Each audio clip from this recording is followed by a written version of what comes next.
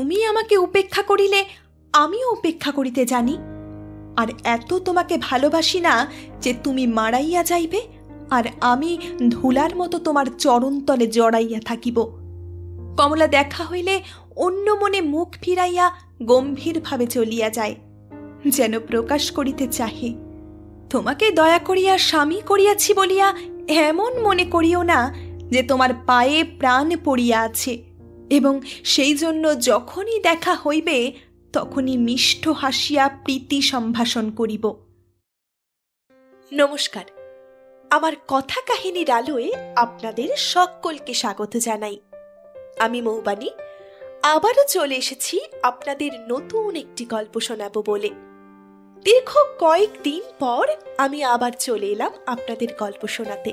আসলে আমি কিছুদিন অসুস্থ ছিলাম, তাই আপনাদের গল্প শোনাতে পারিনি।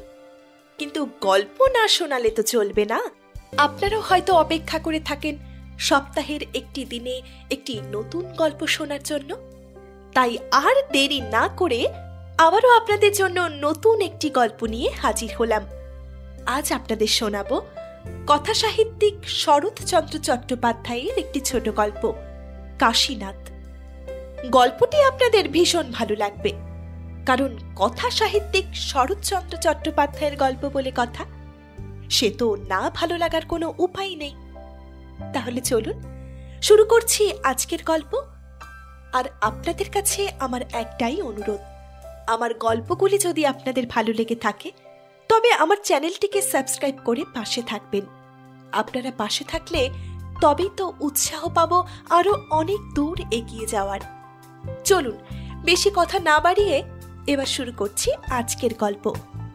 গল্প পাঠে আমি মৌবানী। শুরু হচ্ছে আজকের গল্প।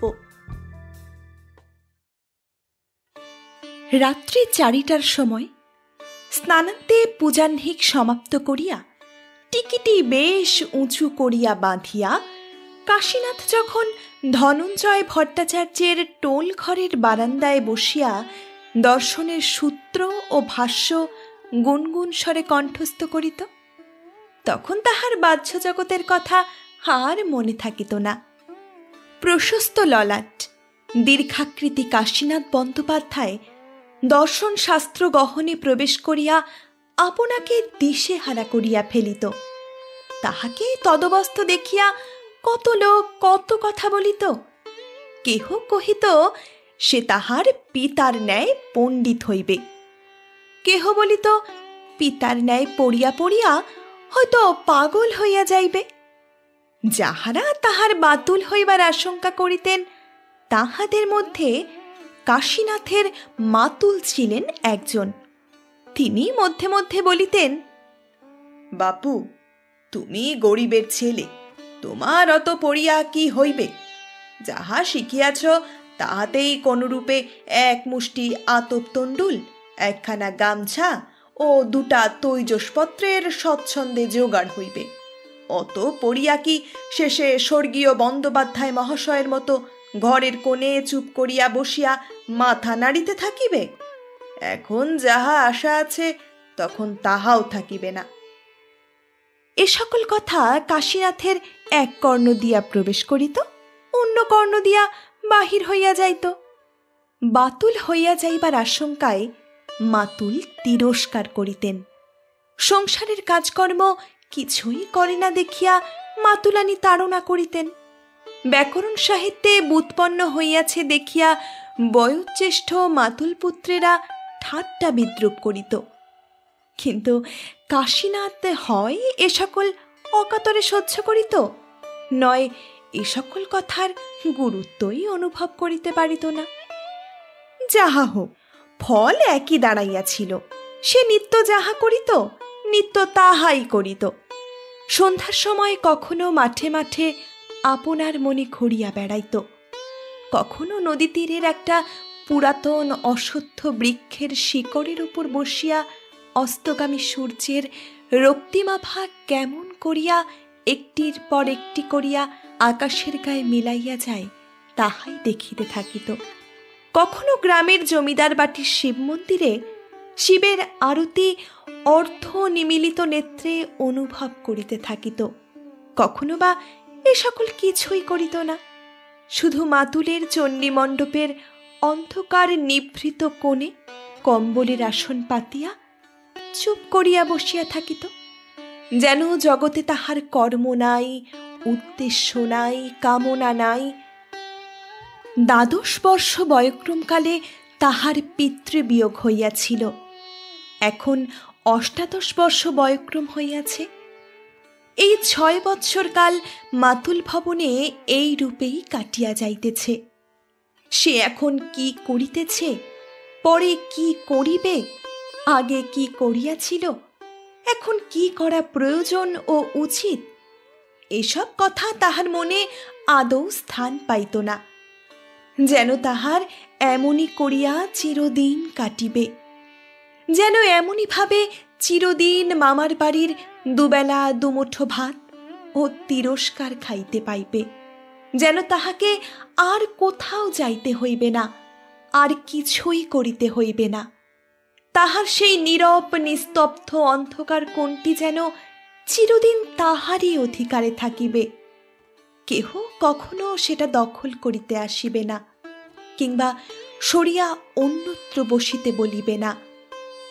পাড়ায় কোনো লোক দয়া করিয়া কখনো ডাকিয়া বলিত, কাশীনাথ, এমন করিয়া কখনো কাহারও চলে নাই, তোমারও চলিবে না, যাহা হোক একটা কিছু করো। কাশীনাথ জবাব দিত না, শুধু মনে মনে ভাবিত, কি করিতেছি এবং কি বা আমাকে করিতে হইবে। এমনি করিয়া কাশীনাথের দিন কাটিতেছিল। ও গ্রামের জমিদারের নাম প্রিয়নাথ মুখোপাধ্যায়।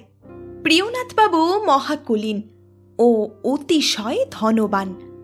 যখন দেখিলেন এক কুলের খাতিরে এত বড়লোক হইয়াও সর্বরূপগুণযুক্ত পাত্র বহু অনুসন্ধান করিয়াও মিলিল না, তখন তিনি কৌলিন্য প্রথার উপর একেবারে চটিয়া গেলেন। গৃহিণীকে একথা বলিলে তিনি বলিলেন, আমার এক বই মেয়ে নেই, আমার আর কুল নিয়ে কি হবে। গ্রামেই গুরুদেবের বাটি, তাহার মত জিজ্ঞাসা করায় তিনি বলিলেন, হরি হরি, এও কি কখনো সম্ভব? তোমার অর্থের ভাবনা নাই, কোনো দরিদ্র কুলীন সন্তানকে কন্যা দান করিয়া জামাতা ও কন্যা নিজের বাটিতেই রাখিয়া দাও, ইহা দেখিতেও ভালো হইবে, শুনিতেও ভালো হইবে। এত বড় বংশ, এত বড় কুল, ইহার মর্যাদা কি ছোট করিতে আছে? প্রিয়বাবু বাড়িতে আসিয়া এ কথা জানাইলেন।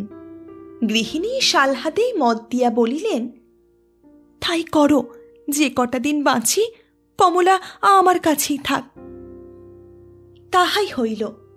দরিদ্র দেখিয়া বিবাহ দিয়া নিজের কাছেই রাখিবেন বলিয়া প্রিয়বাবু এক দিবস মধুসূদন মুখুজ্জে মহাশয়ের বাটিতে আসিয়া উপস্থিত হইলেন।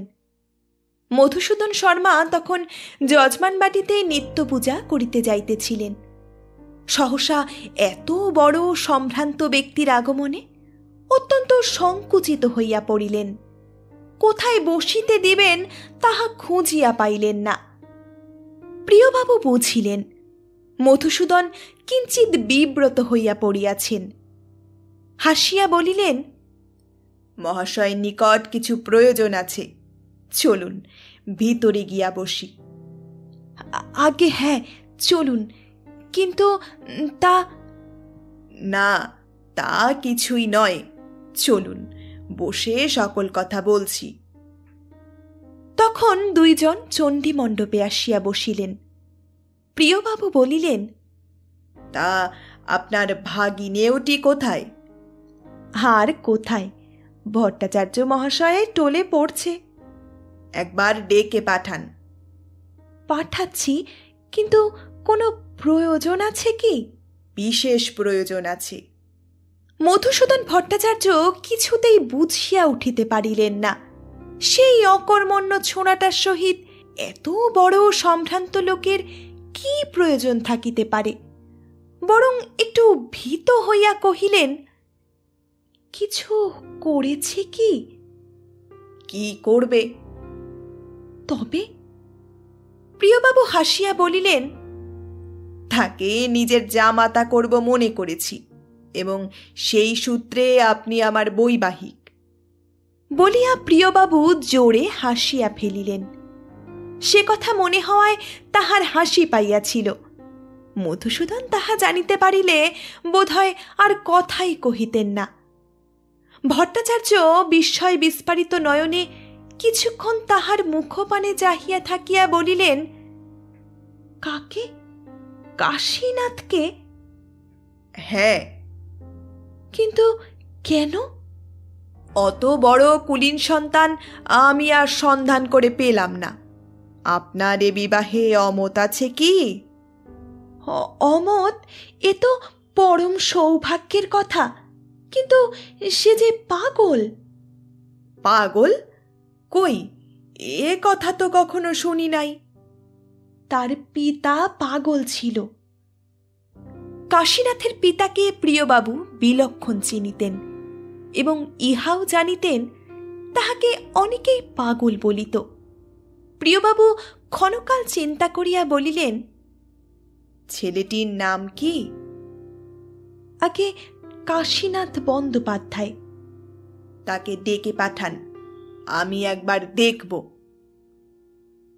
মধুসূদন ভট্টাচার্য তাহাকে ডাকাইতে পাঠাইলেন। যে ডাকিতে গেল সে তাহারই কনিষ্ঠ পুত্র। সে গিয়া ডাকিল, কাশীদাদা। কাশীদাদা উত্তর দিল না। আবার ডাকিল, কাশীদাদা।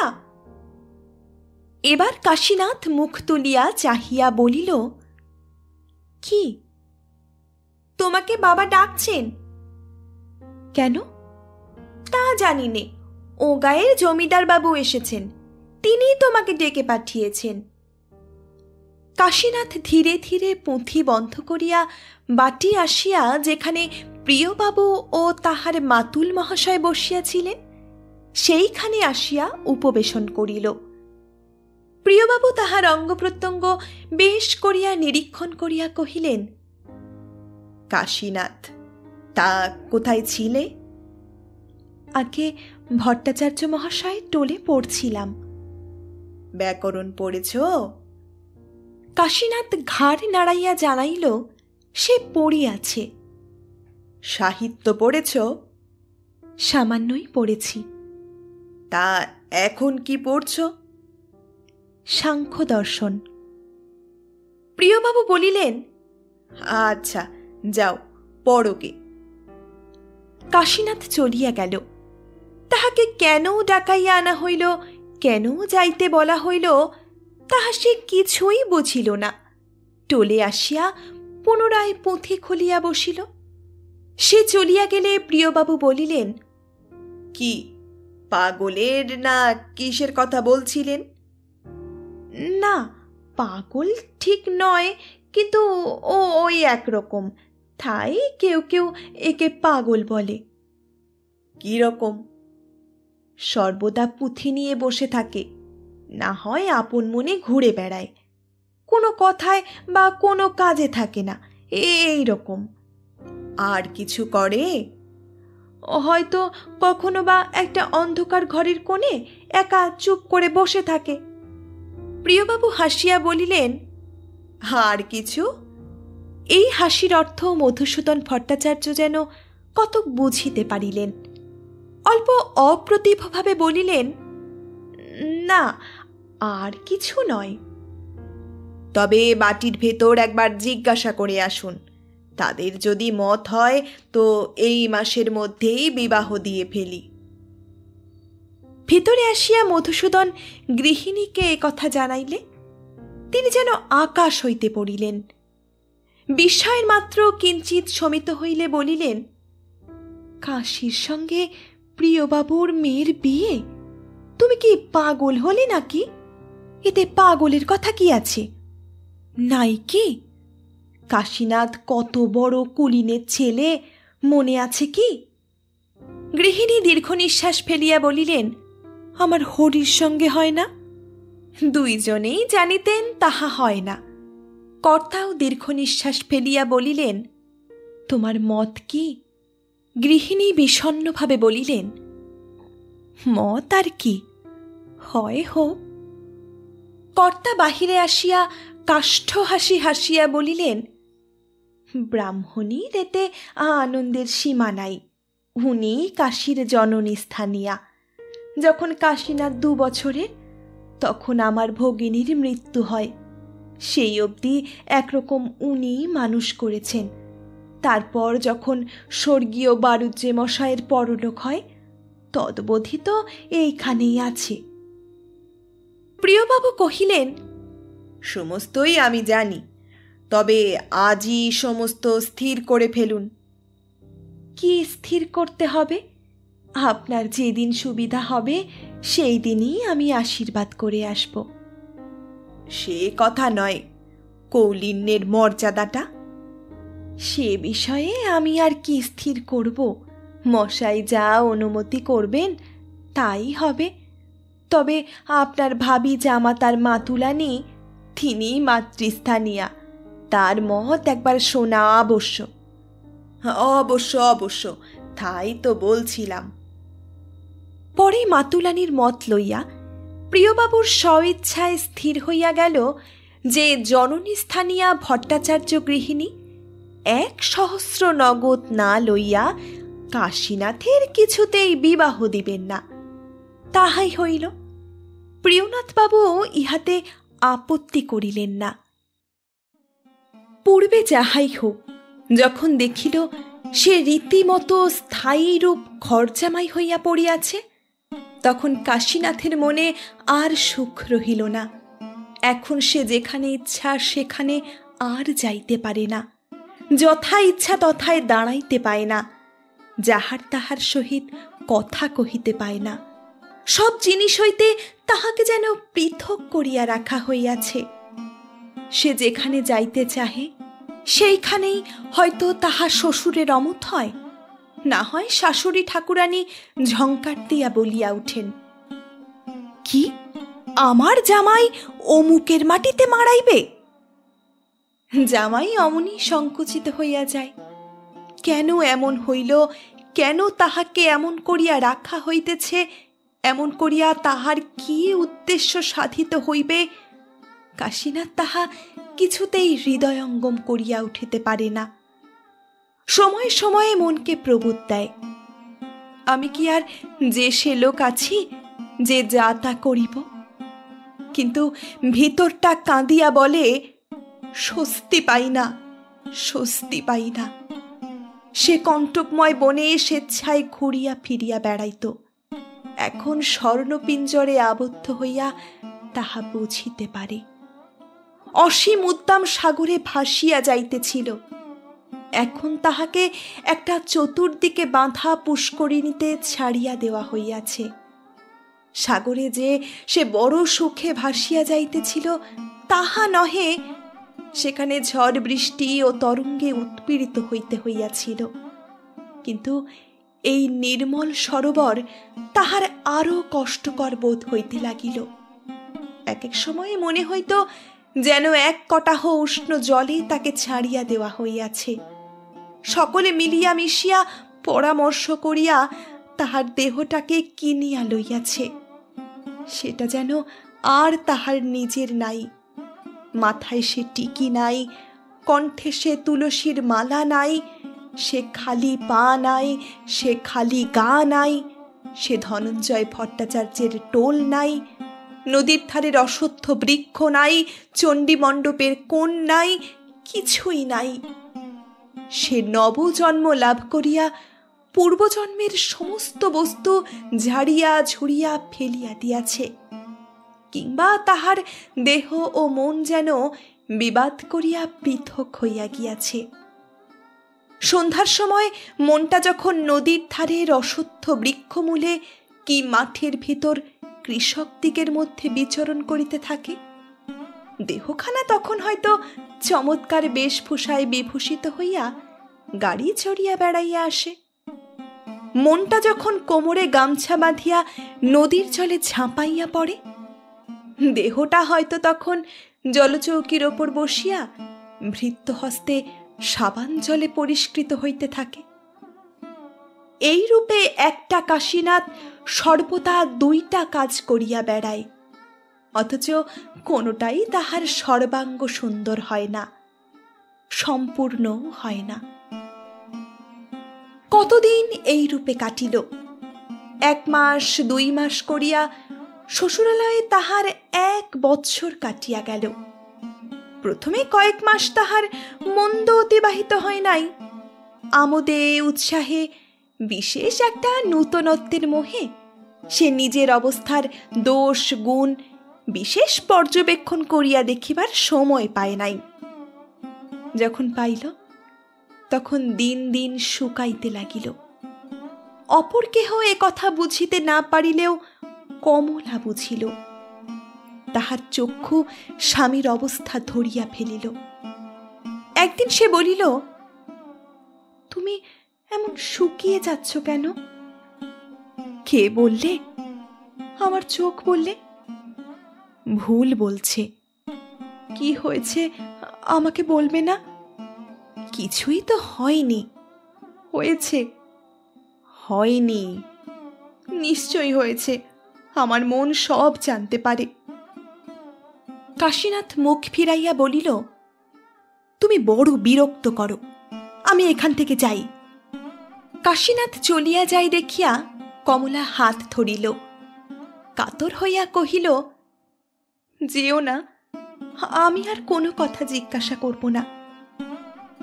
কাশীনাথ একবার বসিল, কিন্তু পরক্ষণেই উঠিয়া চলিয়া গেল। কমলা আর বসিতে বলিল না, কিন্তু চলিয়া গেলে বালিশে মুখ লুকাইয়া কাঁদিতে লাগিল। কাশীনাথ বাহিরে আসিয়া চতুর্দিকে চাহিয়া দেখিল, তাহার উপর কাহারও চক্ষু নাই। তখন ধীরে ধীরে ফটক পার হইয়া রাস্তা বাহিয়া চলিতে লাগিল। অনেক দূর গিয়া দেখিতে পাইল একজন দারোয়ান তাহার পশ্চাতে আসিতেছে। কাশীনাথ বিরক্ত হইয়া ফিরিয়া কহিল, তুই কোথায় যাচ্ছিস? আগে আপনার সঙ্গে। আমার সঙ্গে যেতে হবে না, তুই ফিরে যা। সন্ধ্যার সময় একা বেড়াবেন? কোনো উত্তর না দিয়া কাশীনাথ চলিতে লাগিল। দারোয়ান বেচারি কি করিবে বুঝিতে না পারিয়া একটু দাঁড়াইয়া নিজের বুদ্ধি খরচ করিয়া স্থির করিল যাওয়াই উচিত। কাশীনাথ তাহা কিছুই লক্ষ্য করিল না। আপন মনে চলিতে চলিতে মামার বাড়ি আসিয়া উপস্থিত হইল। ভিতরে প্রবেশ করিয়া শূন্য মনেই একটা ঘরের বারান্দায় আসিয়া উপবেশন করিল। অনেকক্ষণ বসিয়া থাকিবার পর হরিবাবু বেড়াইতে যাইতেছিলেন। তিনি তাহাকে দেখিতে পাইলেন, কিন্তু সন্ধ্যা হইয়াছে, বারান্দায় অল্প অন্ধকার হইয়াছে, সুতরাং চিনিতে পারিলেন না। নিকটে আসিয়া বলিলেন, কে? কাশীনাথ বলিল, আমি। কে? জামাইবাবু নাকি? কাশীনাথ মৌন হইয়া রহিল। তখন হরিবাবু চিৎকার করিয়া ডাকিলেন, ও মা, দেখে যাও, জমিদারদের জামাইবাবু এসেছেন, বসবার জায়গাও কেউ দেয়নি। হরির মা বাহিরে আসিলেন, বলিলেন, তাই তো, দুঃখী মামিকে মনে পড়েছে বাবা। কাশীনাথ বরাবর চুপ করিয়াই রহিল। তখন মাতুলানি আপনার কন্যা বিন্দুবাসিনীকে ডাকিয়া বলিলেন, বিন্দু, একবার এদিকে আয় মা, তোর কাশীদাদা এসেছেন, একটা বসবার আসন দে, আমি ততক্ষণ আহ্নিকটা সেরে আসি। বিন্দুবাসিনী মধুসূদন মুখোপাধ্যায় মহাশয়ের দ্বিতীয়া কন্যা, গৃহস্থ ঘরের বউ বলিয়া বাপের বাড়িতে বড় একটা আসিতে পারে না।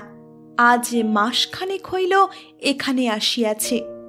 আসিয়া অবধি তাহার কাশীদাদার সহিত দেখা হয় নাই। কাশীদাদাকে সে বড় ভালোবাসিত, তাই নাম শুনিয়া ছুটিয়া বাহিরে আসিল।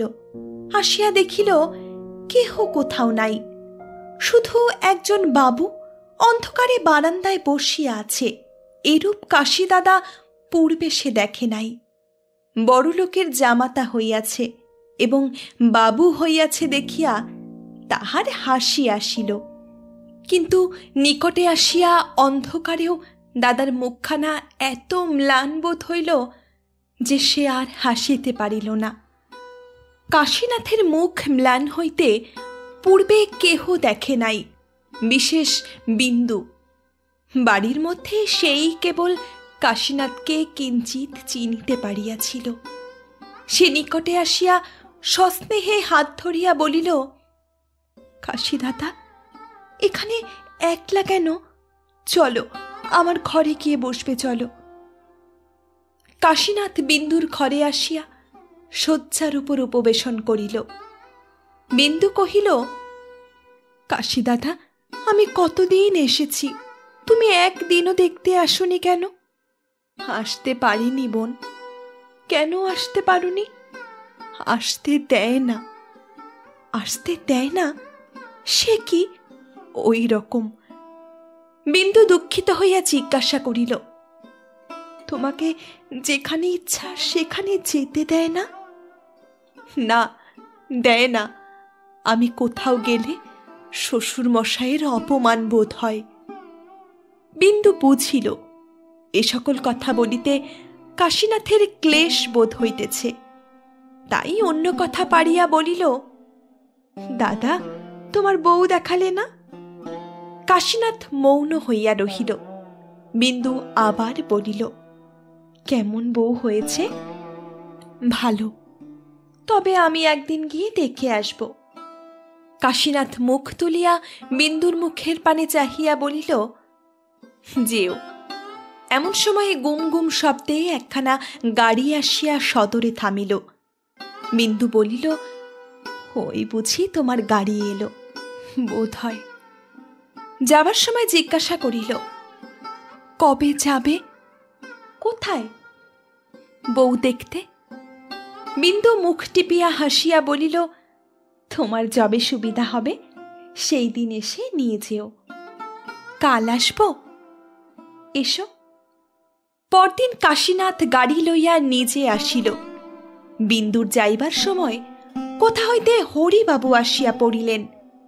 তিনি আসিবার সময় গাড়ি দেখিয়া কাশীনাথের আগমন কতকটা অনুমান করিয়াছিলেন। ভেতরে আসিয়া বিন্দু কোথায় যাইতেছে জিজ্ঞাসা করায় মা বলিলেন, বৌমাকে একবার দেখতে যাচ্ছে। কোন বৌমাকে? জমিদারের মেয়েকে? গৃহিণী কোনো কথা কহিলেন না। তখন হরিবাবু মহা গম্ভীরভাবে কহিলেন, বিন্দু যদি ওখানে যায় তাহলে এ জন্মে আমি আর ওর মুখ দেখব না। মা বিস্মিত হইয়া কহিলেন, সে কি রে, ভাইয়ের বউকে দেখতে যাবে, তাতে দোষ কি? দোষের কথা তোমাকে বুঝিয়ে দেবার সময় নাই। বিন্দু যদি আমার কথা না শোনে তাহলে এ বাড়িতে যেন আর ও না আসে। হরিদাদা কি প্রকৃতির মানুষ বিন্দুর তাহা অবিদিত ছিল না। সে নিঃশব্দে ঘরে গিয়া কাপড় চোপড় খুলিয়া রাখিল। কাশীনাথ দাঁড়াইয়া সব দেখিল। তাহার পর ম্লান মুখে গাড়িতে আসিয়া বসিল। সন্ধ্যার সময় কমলা জিজ্ঞাসা করিল, কই ঠাকুরঝি এলেন না? কাশীনাথ কাতরভাবে বলিল, তারা পাঠালেন না। কেন? তা জানি না, বোধহয় এখানে পাঠাতে তাদের লজ্জা বোধ হয়। কথাগুলি কমলার বুকের ভেতর গিয়া মিথিয়া রহিল। জমিদার প্রিয়বাবুর একটিমাত্র সন্তান কমলা। প্রিয়বাবু আরও 2টি সংসার করিয়াছিলেন, কিন্তু তাহাতে সন্তানাদি হয় নাই। সে সমস্ত গত হইলে মনের দুঃখে বৃদ্ধাবস্থায় আর একটি সংসার পাতাইলেন। তার ফলে একটি মাত্র কন্যারত্ন। নিঃসন্তানের সন্তান হইলে পুত্রকন্যার ভেদ থাকে না, তাই কমলা কর্তার ওপর কর্তা, গৃহিণীর ওপর গৃহিণী। তাহার কথা কাটে কিংবা অমান্য করে বাড়ির মধ্যে এ ক্ষমতা কাহারও ছিল না। কমলা ধনবতী, বিদ্যাবতী, রূপবতী, গুণবতী, সর্ববিষয়ে সর্বময়ী কর্ত্রী। তথাপি একজনকে কিছুতেই সে আয়ত্ত করিতে পারিল না। যাহাকে পারিল না সে তাহার স্বামী। কমলা অনেক করিয়া দেখিয়াছে, রাগ করিয়া দুঃখ করিয়া দেখিয়াছে, মান করিয়া অভিমান করিয়া দেখিয়াছে, আদর যত্ন করিয়া দেখিয়াছে, কিন্তু কিছুতেই স্বামীর মন দখল করিতে পারে নাই।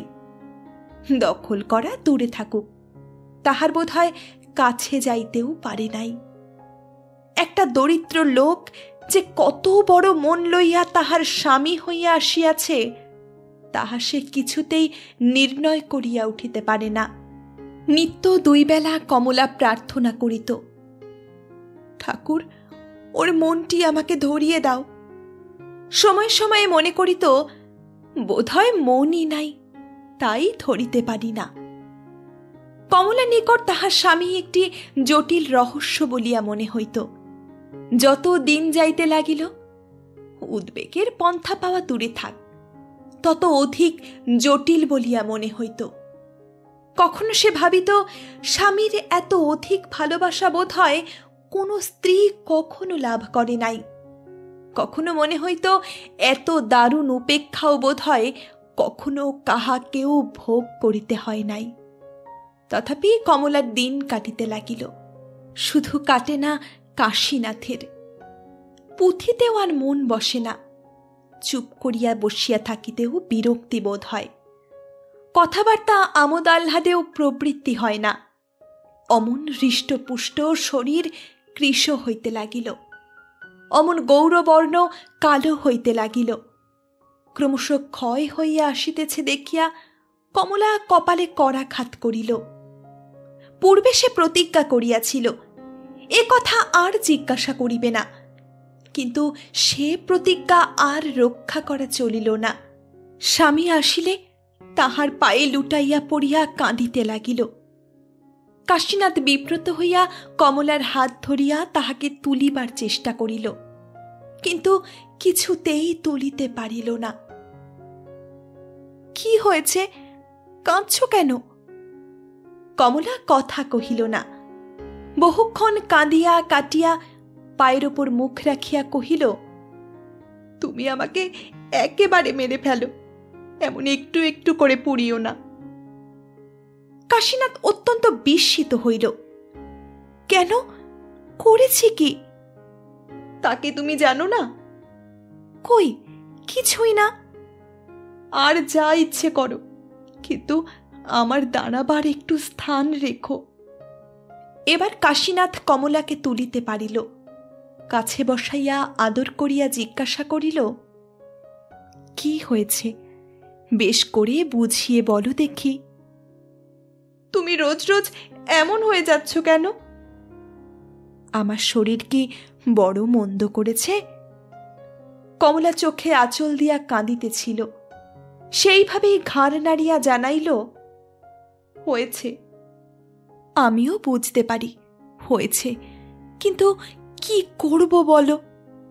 ওষুধ খাও। ওষুধে সারবে না। তবে কিসে সারবে? তা জানি নে। ওষুধে সারবে না, কিসে সারবে তাও জানো না, তবে কি আমার কপালটা একেবারে পুড়িয়ে দেবে? কাশীনাথ সাদাসিধা মানুষ, টলে পড়া বিদ্যা, সোহাগ আদরও জানিত না, প্রণয় সম্ভাষণও তাহার আসিত না। কিন্তু এখন স্বাভাবিক স্নেহে অনুপ্রাণিত হইয়া কমলার হাত ধরিয়া চক্ষু মোছাইয়া দিয়া সে বলিল, এখানে সুখ পাই না, তাই বোধহয় এমন হয়ে যাচ্ছি। তবে এখানে থাকো কেন? না থাকলে কোথায় যাব? এখান ছাড়া কি আর জায়গা নেই? যেখানে সুখ পাও সেখানে গিয়ে থাকো। তা হয় না। কেন হয় না? এখানে না থাকলে কি শ্বশুর মশাইয়ের ভালো বোধ হবে? আর এমন করে শুকিয়ে গেলেই কি তার ভালো বোধ হবে?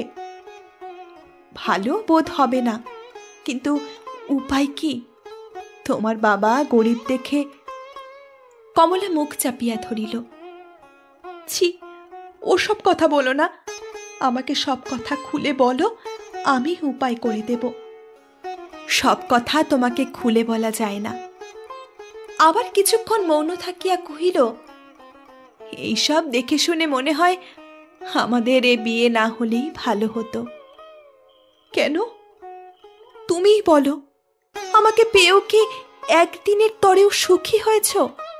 আমি সোহাগ জানি নে, আদর জানি নে, ধরতে গেলে কিছুই জানি নে। তোমাদের এই বয়সে কত স্বাদ, কত কামনা, কিন্তু তার একটিও কি আমাকে দিয়ে পূর্ণ হয়? আমি যেন তোমার স্বামী নই, শুধু তার ছায়া। কমলার চোখ দিয়া জল পড়িতে লাগিল। সব কথা সে ভালো বুঝিতেও পারিল না। একটা কথা তাহার অন্তরের ভিতর হইতে এতক্ষণ ধরিয়া বাহির হইবার নিমিত্ত ছটফট করিতেছিল। সেটাকে যেন বলপূর্বক একটা বায়ুহীন কক্ষে আবদ্ধ করিয়া রাখা হইয়াছে। বিষম পীড়াপিড়ি করিয়া এইবার বাহির হইয়া পড়িল। কম্পিত কণ্ঠে কমলা জিজ্ঞাসা করিল, আমাকে কি তুমি দেখতে পারো না? সে কথা আরেকদিন বলবো। না, বলো, কিন্তু আমাকে বিয়ে করে তুমি সুখী হওনি? কি জানি, হয়তো না। অন্য কাউকে বিয়ে করলে কি সুখী হতে? তাও তো ঠিক বলতে পারিনি। শুনিয়া কমলার সর্বাঙ্গ জ্বালা করিয়া উঠিল। এই সময়ে একজন দাসী বাহির হইতে বলিল, দিদিমণি, মার বড় জ্বর হয়েছে, তোমাকে ডাকছেন। কমলা চক্ষু মুছিয়া বাহির হইয়া গেল। গৃহিণীর সে জ্বর আর সারিল না। 15 দিবস মাত্র ভুগিয়া সকলকে কাঁদাইয়া প্রাণ ত্যাগ করিলেন। পত্নীশক প্রিয়বাবুর বড় বাজিল। এই বৃদ্ধ বয়সে তিনিও বুঝিলেন তাহাকেও অনেকদিন পৃথিবীতে থাকিতে হইবে না। এইবার কমলার অনেক কাজ পড়িল। নিজের সুখ চিন্তা ব্যতীত পৃথিবীতে অনেক কিছু করিতে হয়। বৃদ্ধ পিতা ক্রমশ অপটু হইয়া আসিতেছেন। কমলা সর্বদাই পিতার নিকট থাকিতে লাগিল। আর কাশীনাথ, সেই সৃষ্টি ছাড়ালো। এইবার যেন সময় বুঝিয়া পুস্তকের রাশি লইয়া গৃহের কবাট রুদ্ধ করিয়া বসিল। যখন পুস্তকে মন লাগে না, তখন বাহির হইয়া যায়। কখনো হয়তো একাদিক্রমে 2 দিন ধরিয়া বাটিতেই আসে না। কোথায় আহার করে, কোথায় নিদ্রা যায়, কেহই জানিতে পারে না।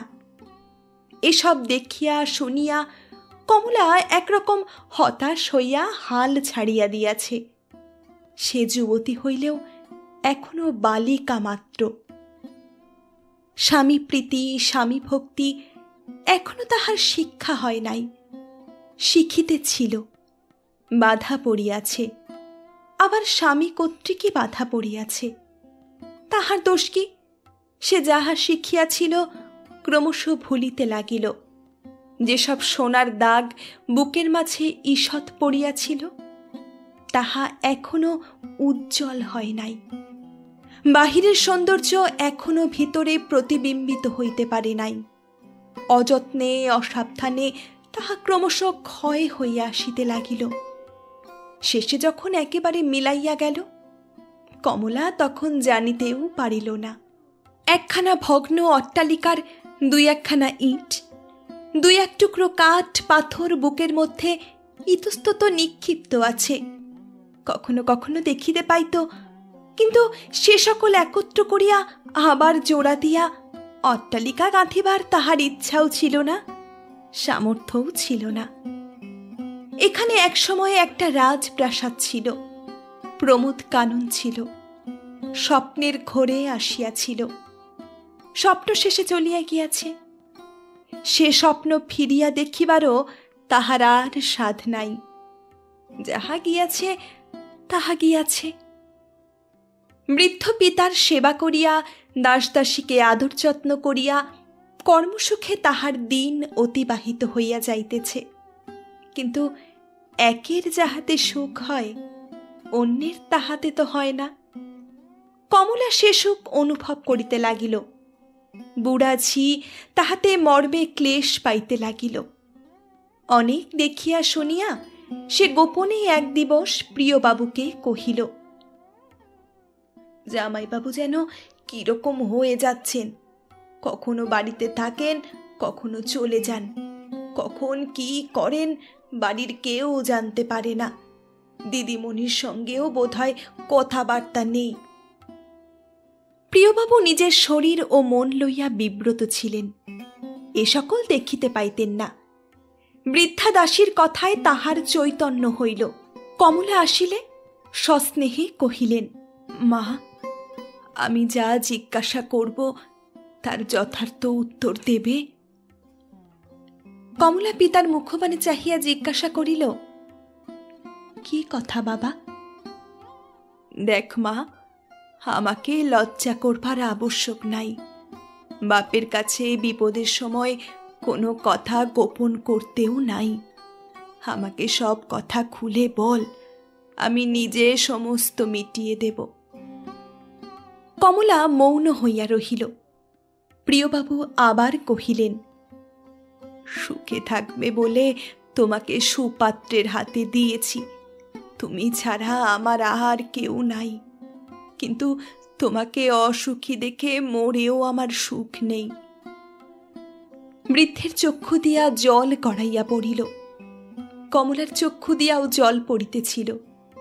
বৃদ্ধ সে অশ্রু সস্নেহে মুছাইয়া বলিলেন, সব কথা আমাকে খুলে বলবি নে মা। কিন্তু কি বলিতে হইবে কমলা তাহা খুঁজিয়া পাইল না। প্রিয়বাবু কিছুক্ষণ মৌন থাকিয়া আবার কহিলেন, ঝগড়া হয়েছে বুঝি? কমলা ভাবিল, ভাব থাকিলে তো ঝগড়া হবে। ঘাড়ে টানিয়া বলিল, না, ঝগড়া হয়নি, তবে সে বুঝি তোকে দেখতে পারে না। কমলার একবার ইচ্ছা হইল বলে, তাই বটে, কিন্তু তাহা পারিল না। স্বামী তাহাকে দেখিতে পারে না বলিতে তাহার বুকে বাজিল। সে চুপ করিয়া রহিল। প্রিয়বাবু ম্লান মুখে হাসিয়া বলিলেন, তবে তুই বুঝি দেখতে পারিস নে? কমলা ভাবিল, তাই হবে বুঝি, আমি হয়তো দেখতে পারি নে। কিন্তু সে কি কথা, আমি আমার স্বামীকে দেখতে পারি নে? কমলা শিহরিয়া বুকের অন্তঃস্থল পর্যন্ত দেখিবার প্রয়াস করিল। দেখিল সেখানকার গীত বাদ্য বন্ধ হইয়া গিয়াছে। শুধু মাঝে মাঝে দুই একজন জিনিসপত্র সরাইয়া লইতে আসিতেছে যাইতেছে। তাহারই করস্থিত বাদ্যযন্ত্রে অসাবধানে কখনো হয়তো একটু আধটু সুর বাহির হইয়া পড়িতেছে, কখনো হয়তো দুই একজন অভিনেতা পাশ হইতে উঁকি মারিয়া দেখিতেছে। কমলা কাঁদিয়া অঞ্চল দিয়া চক্ষু আবৃত করিল।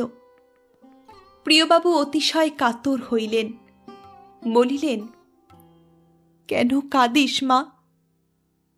বাবা, আমরা যেন কেউ কারো নয়। প্রিয়বাবু ধীরে ধীরে কন্যাকে আপনার বুকের কাছে টানিয়া লইলেন। ধীরে ধীরে অতি মৃদুস্বরে বলিলেন, ছি মা, ও কথা কি মুখে আনে? তুই যার মেয়ে, সে যে আমার সর্বস্ব ছিল। এখনো রোজ রাত্রে সে আমার পায়ের কাছে এসে বসে থাকে। শুধু তোদের ভয়ে দিনের বেলা আসে না, সন্ধ্যা হয়ে আসছে। যদি সে এসে তোরে কথা শুনতে পায়, তাহলে মনে বড় দুঃখ পাবে। তখন সন্ধ্যা হইয়া আসিতেছিল। ঘরটায় অন্ধকার হইয়াছিল। কমলা সচকিতে চতুর্দিকে চাহিয়া দেখিল বাস্তবিক কেহ ঘরে আসিয়াছে কিনা। কেহ কোথাও নাই। দেখিয়া সে আশ্বস্ত হইল। সে তখন বাহিরে আসিল। তখন তাহার পা কাঁপিতেছিল। শরীর এত দুর্বল বোধ হইতেছিল যেন অর্ধেক রক্ত কেহ বাহির করিয়া লইয়াছে। তাহার কাজকর্ম সমাপ্ত করিয়া যে ঘরে কাশীনাথ মাটির ওপর আসন পাতিয়া প্রদীপ জ্বালিয়া পুঁথি খুলিয়া বসিয়াছিল, সেইখানে গিয়া উপবেশন করিল। কাশীনাথ মুখ তুলিয়া দেখিল কমলা। বিস্ময়ে বলিল, তুমি যে? আমি এসেছি, বসো বলিয়া কাশীনাথ আবার পুঁথিতে মনোসংযোগ করিল। কমলা বহুক্ষণ ধরিয়া তাহার পুঁথি পাঠ দেখিল, তাহার পর হাত দিয়া পুঁথি বন্ধ করিয়া দিল। কাশীনাথ আশ্চর্য হইয়া মুখ তুলিয়া বলিল, বন্ধ করলে যে? দুটো কথা কও, রোজ তো পড়ো, একটু না পড়লে ক্ষতি হবে না, এই জন্য বন্ধ করে দিলে? শুধু তাই নয়, বিরক্ত হবে, বকবে, এই জন্যও বটে। কেন বিরক্ত হব কমলা? তোমাকে কখনো কি আমি বকেছি? কথা কও না, কাছে আসো না, বই না পড়লে কেমন করে দিন কাটবে বলো দেখি? একটু হাসিয়া বলিল, জ্বর হয়েছে, আজ দুদিন কিছুই খাইনি, তা তুমি তো একবার খোঁজও নাওনি। কমলা মুখ তুলিয়া দেখিল স্বামীর মুখ বড় শুষ্ক, কপালে হাত দিয়া দেখিল গা গরম। তখন কাঁদিয়া স্বামীর কোলের ওপর লুটাইয়া পড়িল। লজ্জায় তাহার মরিতে ইচ্ছা হইল। কাঁদিতে কাঁদিতে বলিল, তুমি আমার দোষ ভুলে গিয়ে আর একবার আমাকে নাও, আমাকে তোমার সব ভার নিতে দাও। আমি পারি, কিন্তু তুমি রাখতে পারবে কি? কেন পারবো না? দেখি, আমাকে নাও। অনেক দিন নিয়েছি, কিন্তু তুমি বুঝতে পারো না, এখনো হয়তো সবসময় ঠিক বুঝতে পারবে না। কমলা প্রদীপের আলোকে সে মুখখানি যতখানি পারিল দেখিয়া লইল। একবার যেন মনে হইল সে মুখে ছাই ঢাকা অনেক আগুন আছে, মোম ঢাকা অনেক মধু আছে। মুহূর্তের জন্য তাহার আত্মবিস্মৃতি ঘটিল। সে পূর্ণাবেগে কহিয়া উঠিল, কেন তুমি এতদিন আমাকে চিনতে দাওনি? কেন এতদিন আমাকে লুকিয়ে রেখে আমাকে এত কষ্ট দিলে? আনন্দের উচ্ছ্বাসে কমলার স্বামীর গলা জড়াইয়া ধরিল। কাশীনাথের চক্ষু দিয়াও সেদিন জল পড়িতে লাগিল। পরদিন প্রিয়বাবু কাশীনাথকে ডাকাইয়া পাঠাইয়া কহিলেন, বাপু, আমি আর অধিক দিন বাঁচব না। আমার পুত্র নেই, বিষয় আশয়ে যা কিছু রেখে যেতে পারলাম তা সমস্তই তোমাদেরই রইল। যে কটা দিন বাঁচি তার মধ্যে সমস্ত বুঝে সুঝে নাও, না হলে কিছুই থাকবে না, অপরে সমস্ত ফাঁকি দিয়ে নেবে। কাশীনাথ অবনত মস্তকে কহিল, আজ্ঞা করুন। আজ্ঞা আর কি করব? কাল হতে সকালবেলাটা একবার করে কাছারি ঘরে গিয়ে বসো। যে আজ্ঞে বলিয়া কাশীনাথ প্রস্থান করিল। প্রিয়বাবু কন্যাকে ডাকিয়া বলিলেন, মা, বুড়ো হয়েছি, বিষয়ে দেখতে পারি না, তাই কাশীনাথকে আমার জমিদারির সমস্ত ভার দিলাম। উত্তরকালে তার কাজ করতে অসুবিধা না হয় এজন্য মধ্যে মধ্যে উপদেশ দেব। কয়েক দিবস তিনি নিজে কাছারি ঘরে গিয়া কাশীনাথকে জমিদারি সংক্রান্ত অনেক বিষয় বুঝাইয়া দিলেন। সেও হাতে একটা কাজ পাইয়া খুশি হইল। জমিদার বাড়ির ভিতরে ভিতরে যে একটা দাহ উপস্থিত হইয়াছিল, অনেকদিন পরে তাহার জ্বালা যেন ধীরে ধীরে কমিয়া আসিতে লাগিল। কাশীনাথ নিয়মিতভাবে কাছারির কাজকর্ম করে, কমলা নিয়মিতভাবে সংসার চালাইয়া যায় এবং প্রিয়বাবু নিয়মিতভাবে শয্যায় শুইয়া থাকেন। সংসার বেশ স্বচ্ছন্দেই চলিয়া যাইতেছিল। কিন্তু কিছু দিবস পরে প্রিয়বাবুর শরীরের অবস্থা ক্রমশ মন্দ হইয়া আসিতে লাগিল। এক দিবস তিনি কমলাকে ডাকিয়া বলিলেন, আমি উইল করেছি। পরে উপাধানের নিম্ন হইতে একটি কাগজ বাহির করিয়া পাঠ করিতে লাগিলেন। আমার স্থাবর অস্থাবর সমস্ত সম্পত্তির অর্ধেক আমার জামাতা কাশীনাথকে ও অপর অর্ধেক কন্যা কমলা দেবীকে দান করিলাম। কেমন, ভালো হয়নি মা? কমলা কোনো কথা কহিল না। প্রিয়বাবু বিস্মিত হইয়া কহিলেন, কেন মা, তোমার মনোমত হয়নি কি? এই উইল তিনি বিশেষ করিয়া কমলাকে খুশি করিবার জন্যই করিয়াছিলেন। তাহার মনে মনে বিশ্বাস ছিল, তাহার স্বামী সম্পত্তির সত্যকার মালিক হইলে কমলাও অত্যন্ত প্রীত হইবে। কিন্তু কমলা যে কথা ভাবিতেছিল তাহা মুখে বলিতে তাহার লজ্জা করিতে লাগিল। প্রিয়বাবু পুনর্বার জিজ্ঞাসা করিলেন, কিছু বলবে কি? কমলা ঘাড় নাড়িয়া বলিল, হ্যাঁ। কি মা? কমলা একটু ইতস্তত করিয়া কহিল, সমস্ত বিষয় আমার নামে লিখে দাও। সে কি কথা মা? কমলা মুখ নত করিয়া বসিয়া রহিল। প্রিয়বাবু প্রাচীন লোক, সংসারে অনেক দেখিয়াছেন, অনেক শুনিয়াছেন। কমলার মনের কথা তাহার নিকট প্রচ্ছন্ন রহিল না। একে একে সব কথা কেমন তলাইয়া বুঝিতে লাগিলেন। অল্প অল্প করিয়া তেমনি অবসন্নতা তাহার শরীর ছাইয়া ফেলিতে লাগিল। উপাধানে ভর দিয়া উঠিয়া বসিয়াছিলেন, এখন সেই উপাধানে মাথা রাখিয়া চক্ষু মুদিয়া শুইয়া পড়িলেন। বহুক্ষণ মৌন থাকিয়া বলিলেন, তুমি আমার একমাত্র সন্তান, তোমার মনে দুঃখ দিতে চাই না। সমস্ত সম্পত্তি তোমাকেই দিয়ে যাব, কিন্তু কাজটা ভালো হবে না। আশীর্বাদ করি সুখী হও, কিন্তু সে ভরসা আর করতে পারি না। দীর্ঘ জীবনে অনেক দেখেছি, নিজেও 3 বার বিবাহ করেছি। এরূপ মন নিয়ে জগতে কোনো স্ত্রী কখনো সুখী হতে পারে না। কিছুক্ষণ মৌন থাকিয়া আবার বলিলেন, দেখতে ভালো হবে, তুমি খুশি হবে, এই মনে করে তোমাদের দুজনকেই সমান ভাগ করে সমস্ত বিষয় দিয়ে যাচ্ছিলাম। জানতাম তুমি আর সে ভিন্ন নও। আচ্ছা বলো দেখি মা, কি জন্য তার বিষয় প্রাপ্তিতে তোমার অমত হচ্ছে? কমলা কাঁদো কাঁদো স্বরে বলিল, বিষয় পেলে আমার পানে আর ফিরে চাইবেন না, আর বিষয় না পেলে আমার হাতে থাকবেন। প্রিয়বাবু বলিলেন, আমি কাশীনাথকে চিনি, কিন্তু তুমি চেনো না। সে ঠিক তার বাপের মতো। যদি তোমায় দেখতে না পারে তাহলে বিষয় পেলেও দেখতে পারবে না, না পেলেও দেখতে পারবে না।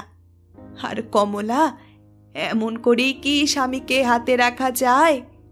জোর করে বনের বাঘ বশ করতে পারা যায়, কিন্তু জোর করে একটি ছোট ফুলকেও ফুটিয়ে রাখা যায় না। কিছুক্ষণ চুপ করিয়া পুনরায় কহিলেন, প্রার্থনা করি সফল হও, কিন্তু এ ভালো উপায় নয়। সে যদি তোমাকে না নেয় তাহলে কতটুকু তোমার অবশিষ্ট থাকবে? যেটুকু থাকবে তাতে অর্ধেক সম্পত্তিতে কি চলে না? আরও এক কথা, স্বামীকে দেহ, মন, আত্মা, পার্থিব অপার্থিব সব দিতে হয়। যাকে সব দিতে হয় তাকে এই অর্ধেক বিষয়টুকু দেওয়া যায় না। কমলা, এমন করিস নে মা, যদি কখনো সে জানতে পারে মনে কষ্ট পাবে। কমলা কোনো উত্তর দিল না। প্রিয়বাবুও আর কোনো কথা জিজ্ঞাসা করিলেন না। দুজনে প্রায় 8 ঘণ্টা মৌন হইয়া রহিলেন। অন্ধকার হইয়া আসিতেছে। দাসী প্রদীপ দিয়া গেল। কমলাও চক্ষু মুছিয়া আপনার নিত্যকর্মে প্রস্থান করিল। পরদিন প্রিয়বাবু তাহার উকিলকে ডাকিয়া বলিলেন, আমি উইল বদলাইব। উকিল জিজ্ঞাসা করিল, কিরূপ বদলাবেন? আমার জামাতার নাম কেটে সমস্ত সম্পত্তি কন্যাকে লিখে দেব। কেন? সে কথার প্রয়োজন নাই, যা বললাম সেইরূপ লিখে দিন। প্রিয়বাবুর মৃত্যুর পর শ্রাদ্ধ শান্তি হইল। উইল দেখিয়া কাশীনাথ কিছুমাত্র দুঃখিত বা বিস্মিত হইল না। জগতে যাহা নিত্য ঘটে, ঘটা উচিত, তাহাই ঘটিয়াছে। ইহাতে দুঃখই বা কি, আর আশ্চর্যই বা কেন? তথাপি দেওয়ান মহাশয় কাশীনাথকে নিভৃতে পাইয়া বলিলেন, জামাইবাবু, কর্তা মহাশয় যে এরূপ উইল করিবেন তাহা আমি কখনো ভাবি নাই। পূর্বে তিনি একবার উইল করিয়াছিলেন, তাহাতে আপনাকে ও তাহার কন্যাকে সমান ভাগ করিয়া দিয়াছিলেন। সে উইল যে কাহার কথা শুনিয়া বা কি ইচ্ছায় বদলাইয়া দিলেন তাহা কিছুই বুঝিতে পারিতেছি না। কাশীনাথ ঈষৎ হাস্য করিয়া কহিল, বুঝবার প্রয়োজনই বা কি? যাহার বিষয় সে পেয়েছে, তাতে আমারই বা কি আর আপনারই বা কি? দেওয়ানজি অপ্রতিভ হইয়া বলিলেন, তবুও। কিছুই তবুও নাই। বস্তুত আমার সম্পত্তিতে অধিকারী বা কি? বরং আমাকে অর্ধেক দিয়ে গেলেই আশ্চর্য হবার কথা ছিল বটে। আরও আমাকে অর্ধেক দেওয়াও যা, তাকে সমস্ত দেওয়াও তাই। কিছু প্রভেদ আছে কি? দেওয়ান এবার বিলক্ষণ অপ্রতিভ হইলেন। শুষ্ক মুখে বলিলেন, না না, প্রভেদ কিছুই নাই। আমি শুধু কর্তামশায়ের কথা বলছিলাম। তার অভিপ্রায় আমি অনেক জানতাম, এই জন্যই এ কথা বলছিলাম। তিনি তার কর্তব্যই করেছেন। ভেবে দেখুন, স্ত্রীর স্বামী ভিন্ন গতি নাই, কিন্তু স্বামীর স্ত্রী ভিন্ন অন্য গতি আছে। আমি দরিদ্র, একেবারে অতটা বিষয় নিজ হাতে পেলে হয়তো কুফল ফলতে পারে। এই আশঙ্কায় বোধহয় পূর্বের উইল বদলিয়ে দিয়েছেন। বৃদ্ধ দেওয়ান মহাশয় কাশীনাথকে বরাবর পণ্ডিত, মূর্খ, টুলো ভট্টাচার্য মনে করিতেন। তাহার মুখে এরূপ বুদ্ধির কথা শুনিয়া ধন্যবাদ না দিয়া থাকিতে পারিলেন না।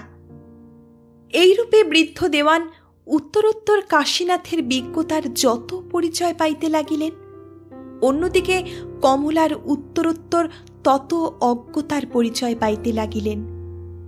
দিনের মধ্যে শতবার সে আপনাকে প্রশ্ন করে, ইনি কেমনতর মানুষ?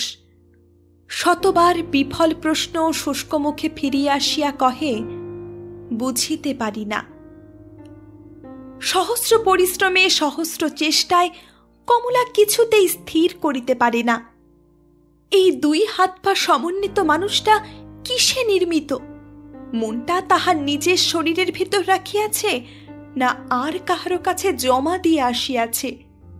সে দেখে, সকলে যাহা করে তাহার স্বামীও তাহাই করে।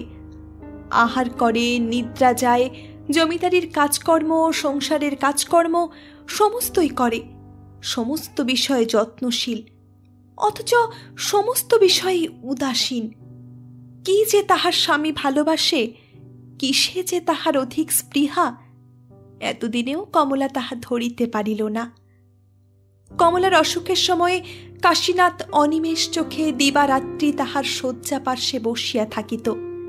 সে মুখে কাতরতা, সে বুকে কত স্নেহ, কত ভালোবাসা যেন তাহা ফুটিয়া বাহির হইত। আবার ভালো হইবার পর কমলার পথের মাঝে পড়িলেও কাশীনাথ ফিরিয়া চাহে না, মুখ তুলিয়া দেখে না, আপনার মনে আপনার কর্মে চলিয়া যায়। কমলা অভিমান করিয়া 2 দিন কথা না কহিয়া দেখিয়াছে, কোনো ফল হয় নাই। কাশীনাথ কাছে আসিয়া আবার চলিয়া যাইত, না সাধিত, না কাঁদিত, না কথা কইত। আবার কথা কহিলে হাসিয়া কথা কহিত, না কোনোদিন জিজ্ঞাসা করিত, কেন 2 দিন কথা কহ নাই, কেন রাগ করিয়াছিলে? কমলা দিন কতক পরে নিজের মনে পরামর্শ আটিয়া এরূপ ভাব ধরিল যেন সে তাহার উদাসীন স্বামীটিকে জানাতেই চাহে, তুমি আমাকে উপেক্ষা করিলে আমিও উপেক্ষা করিতে জানি, আর এত তোমাকে ভালোবাসি না যে তুমি মারাইয়া যাইবে আর আমি ধুলার মতো তোমার চরণতলে জড়াইয়া থাকিব। কমলা দেখা হইলে অন্য মনে মুখ ফিরাইয়া গম্ভীরভাবে চলিয়া যায়, যেন প্রকাশ করিতে চাহে, তোমাকে দয়া করিয়া স্বামী করিয়াছি বলিয়া এমন মনে করিও না যে তোমার পায়ে প্রাণ পড়িয়া আছে, এবং সেই জন্য যখনই দেখা হইবে তখনই মিষ্ট হাসিয়া প্রীতি সম্ভাষণ করিব। আমার কাজের সময় সামনে পড়িলে আমিও দেখিতে পাই না, যখন সে কোনো দাসদাসীকে তিরস্কার করিতে থাকে, তখন কাশীনাথ দৈবাৎ যদি কোনো কথা বলিয়া ফেলে, তাহা হইলে সে কথা আদৌ কানে না তুলিয়া যাহা বলিতেছিল তাহাই বলিতে থাকে, যেন বলিতে চাহে আমার দাসদাসী, আমার বাড়ি, আমার ঘর, যাহাকে যাহা খুশি বলিব, তুমি তাহাতে অযাচিত মধ্যস্থ হইতেছ কেন? কিন্তু ইহাতে কি তৃপ্তি হয়? এমন করিয়া কি বাসনা পড়ে? তৃপ্তি হইতে পারিত যদি কাশীনাথকে এক বিন্দু টলাইতে পারিত। যাহাই করো, সে তাহার প্রশান্ত গম্ভীর মুখখানি লইয়া পরিষ্কার বুঝাইয়া দেয় যে সে আপনাতে আপনি নিশ্চল বসিয়া আছে। সুমেরু শিখরের মতো তাহাকে এক বিন্দু স্থানচ্যুত করিবার ক্ষমতাও তোমার নাই। যত খুশি ঝড় বৃষ্টি তোলো, যত ইচ্ছা গাছপালা ওলট পালট করিয়া দাও, কিন্তু আমাকে টলাইতে পারিবে না। আচ্ছা, কমলা কি ভালোবাসে না? বাসে, কিন্তু সে ভালোবাসা অনন্ত অতল স্পর্শী নহে। কমলা যেন রেখা নির্দিষ্ট করিয়া বলিতে চাহে, তুমি ইহার বাহিরে যাইও না, যাইলে আমি সহ্য করিতে পারিব না। হয়তো তথাপিও ভালোবাসিব, কিন্তু তোমার মর্যাদা রক্ষা করিব না। একদিন সে বৃদ্ধা দাসীর কাছে মনের দুঃখে কাঁদিয়া বলিল, বাবা আমাকে একটা জানোয়ারের হাতে সঁপে দিয়ে গেলেন। কেন দিদি? কেন আবার জিজ্ঞাসা করিস? তোরা সবাই মিলে আমাকে কেন হাত পা বেঁধে জলে ফেলে দিসনি? ও কথা কি বলতে আছে দিদি? কেন বলতে নেই? তোরা যে কাজটা করতে পারলি, আমি তার কথা মুখেও একবার বলতে পারবো না? না না, তা নয়, উনি দিব্যি মানুষ, তবে একটু পাগলামির ছিট আছে, ওর বাপেরও একটু ছিল, তাই জামাইবাবুরও। তুই চুপ কর, পাগলের কথা মুখে আনিস নে। বাপ পাগল হলেই কিছু আর ছেলে পাগল হয় না। পাগল একটুও নয়, শুধু ইচ্ছে করে আমাকে কষ্ট দেয়। স্বামী পাগল একথা স্বীকার করিতে কমলার বুকে বাজিল। আজ 3 দিন হইল কাশীনাথের দেখা নাই। 2 দিন কমলা ইচ্ছাপূর্বক কোনো খোঁজ লইল না, কিন্তু তৃতীয় দিবসে উদ্বিগ্ন হইয়া বাহিরে দেওয়ানকে বলিয়া পাঠাইল, বাবু 2 দিন ধরিয়া বাটিতে আসে নাই, তোমরাও কোনো সন্ধান করো নাই, তবে কি জন্য এখানে আছো? দেওয়ান ভাবিল, মন তো নয়, কে কোথায় চলিয়া যাইবে তাহার আমি কিরূপে সন্ধান রাখিব?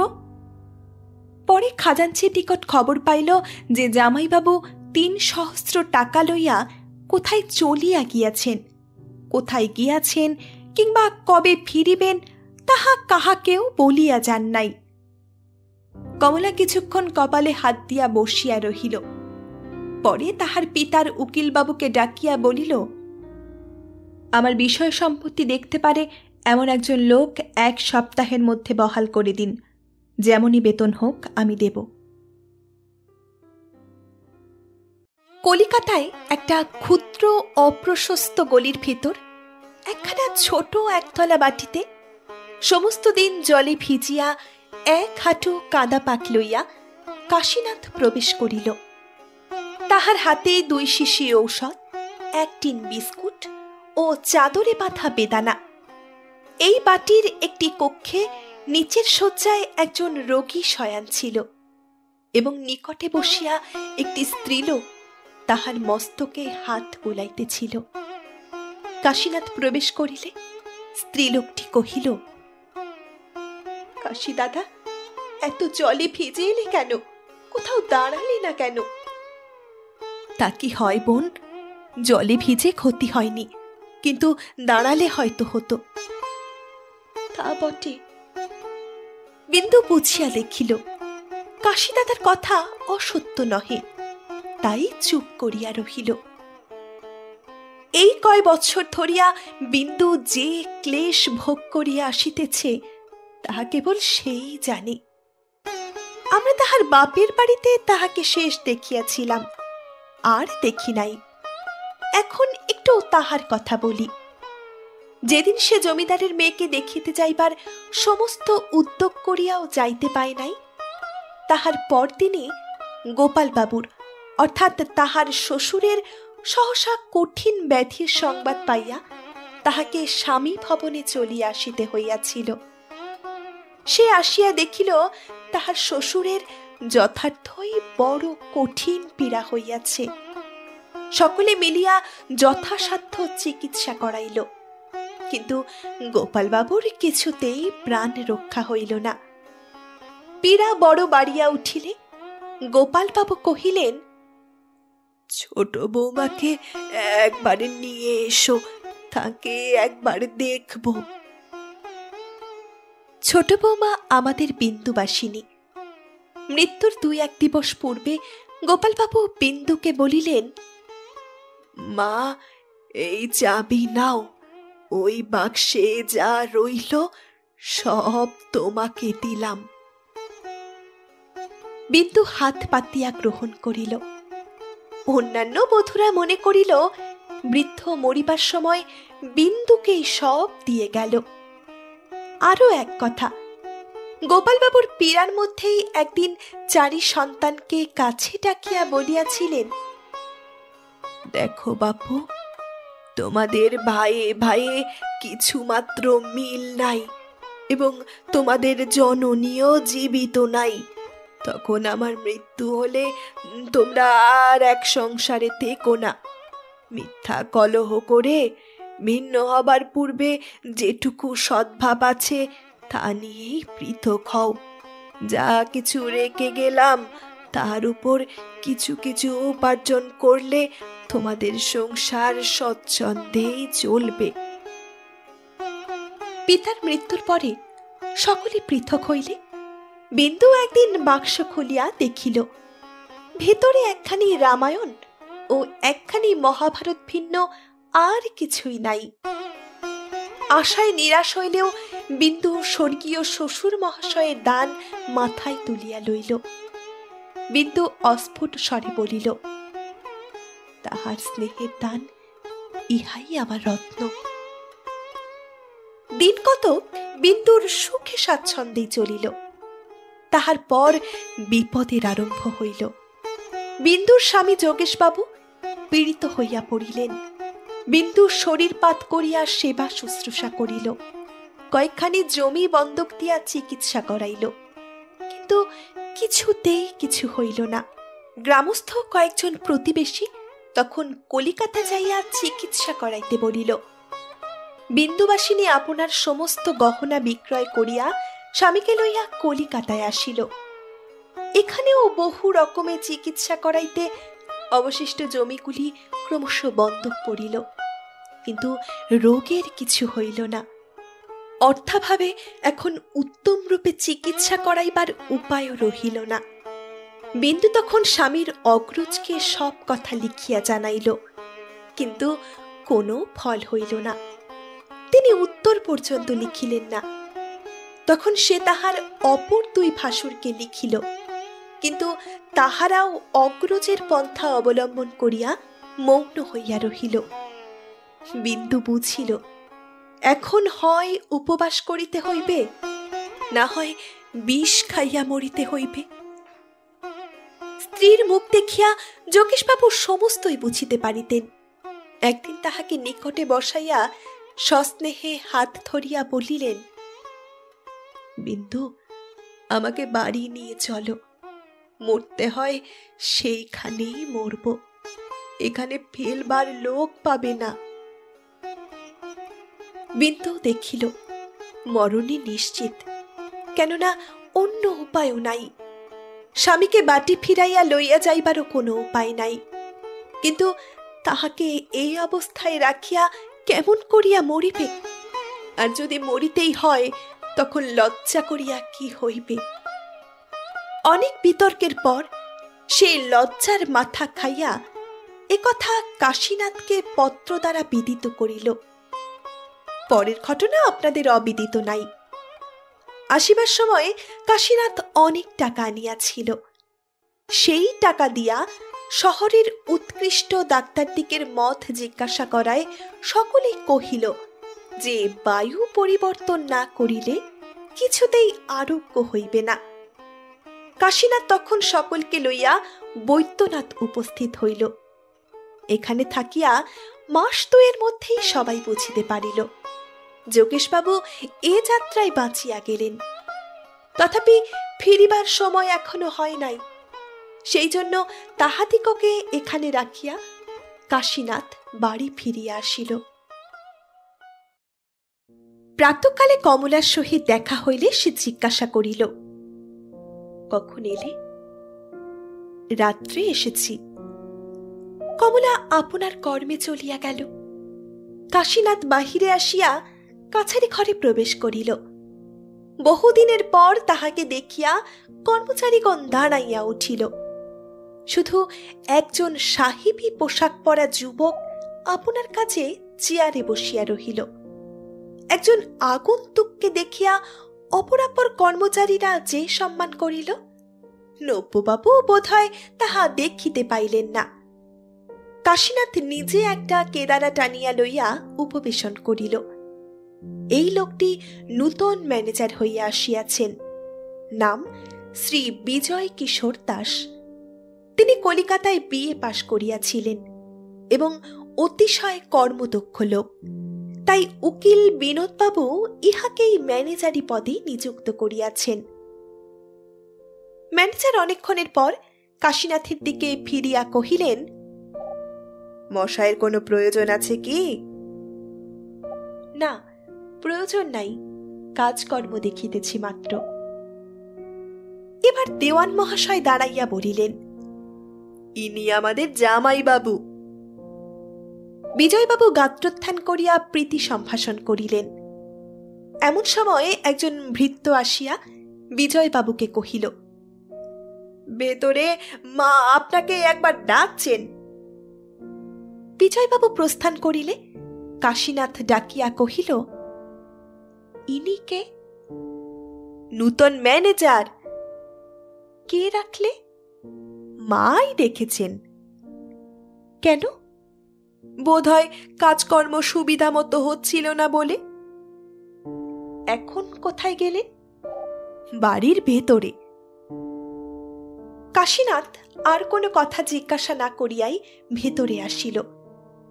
আসিবার সময় দেখিল একটা ঘরের পর্দার সম্মুখে বিজয়বাবু দাঁড়াইয়া আছেন এবং তাহার অন্তরাল হইতে আর একজন মৃদুস্বরে কথা কহিতেছেন।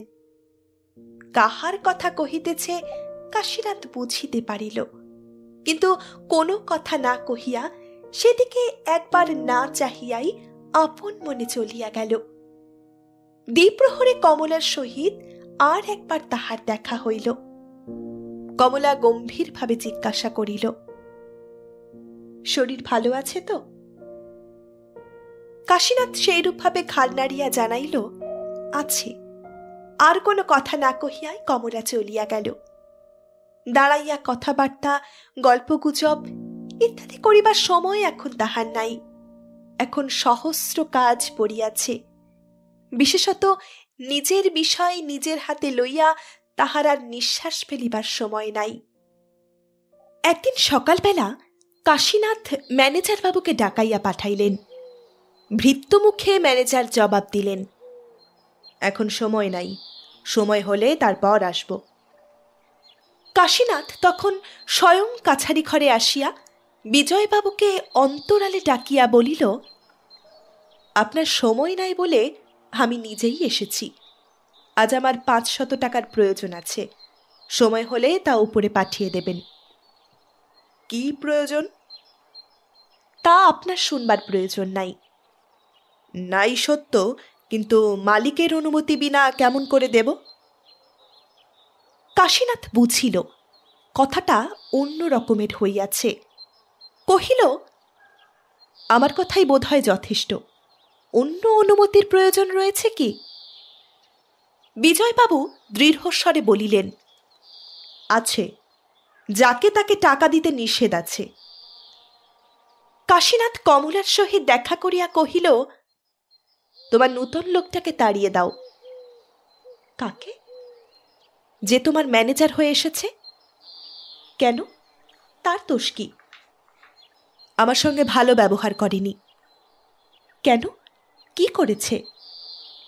আমি ডেকে পাঠিয়েছিলাম, কিন্তু না এসে চাকরের মুখে বলে পাঠালে আমার সময় নাই, যখন হবে তখন যাব। কমলা সহাস্যে বলিল, হয়তো সময় ছিল না। সময় না থাকলে কেমন করে আসবে?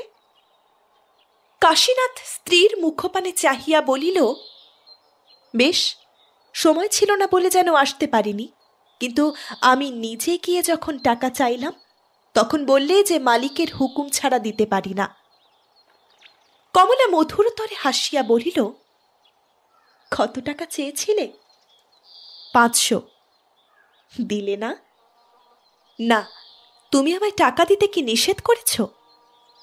হ্যাঁ, যাতা করে টাকাগুলো উড়িয়ে দিতে আমার ইচ্ছা নাই। কাশীনাথ পাথরের কাশীনাথ হইলেও মর্মে পীড়া পাইল। এরূপ ব্যবহার বা এরূপ কথা সে পূর্বে আর শোনে নাই। বড় ক্ষুব্ধ হইয়া কহিল, আমাকে দেওয়া কি উড়িয়ে দেওয়া? যেমন করেই হোক, নষ্ট করার নামই উড়িয়ে দেওয়া। প্রয়োজনে ব্যয় করার নাম নষ্ট করা নয়। কিসের প্রয়োজন? একজনকে দিতে হবে। দিতে তো হবে, কিন্তু পাবে কোথায়? নিজের থাকে তা দাওগে, আমি বারণ করব না। কাশীনাথ চুপ করিয়া রহিল। কথাটা তাহার কানে অগ্নিশলাকার মতো প্রবেশ করিল। বাহিরে আসিয়া সে আপনার ঘড়ি, আংটি প্রভৃতি বিক্রয় করিয়া 500 টাকা বৈদ্যনাথে পাঠাইয়া দিল। নিচে এক স্থানে লিখিয়া দিল, আর কিছু চাস নেবন, আমার আর কিছুই নাই।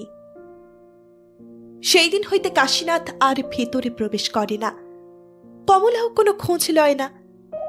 এমনই দিন কত গত হইবার পর একদিন একটা ভৃত্য আসিয়া কহিল, আপনার কাছে একজন ব্রাহ্মণ আসতে চান। পরক্ষণে কাশীনাথ বিস্মিত হইয়া দেখিল, একজন বৃদ্ধ ব্রাহ্মণ হাতে পৈতা জড়াইয়া নিকটে আসিয়া দাঁড়াইল। কহিল, আপনি মহৎ ব্যক্তি, ব্রাহ্মণকে সর্বশান্ত করবেন না।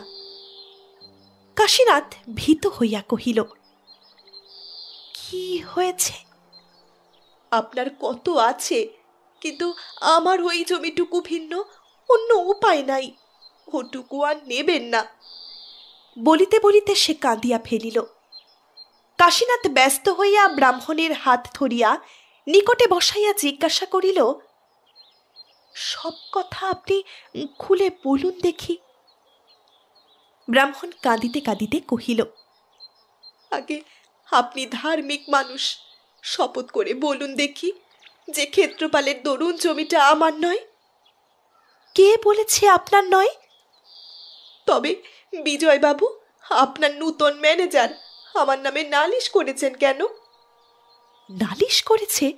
কই, আমি তো জানি না। সমন দেখাইয়া ব্রাহ্মণ বলিতে লাগিল, যখন মোকদ্দমা হয়েছে তখন মোকদ্দমা করব এবং আপনাকেই সাক্ষী মানব। আমি দরিদ্র, আপনার সঙ্গে বিবাদ সাজে না, তথাপি সর্বশান্ত হবার পূর্বে নিজের সম্পত্তি বিনা আপত্তিতে ছেড়ে দেব না।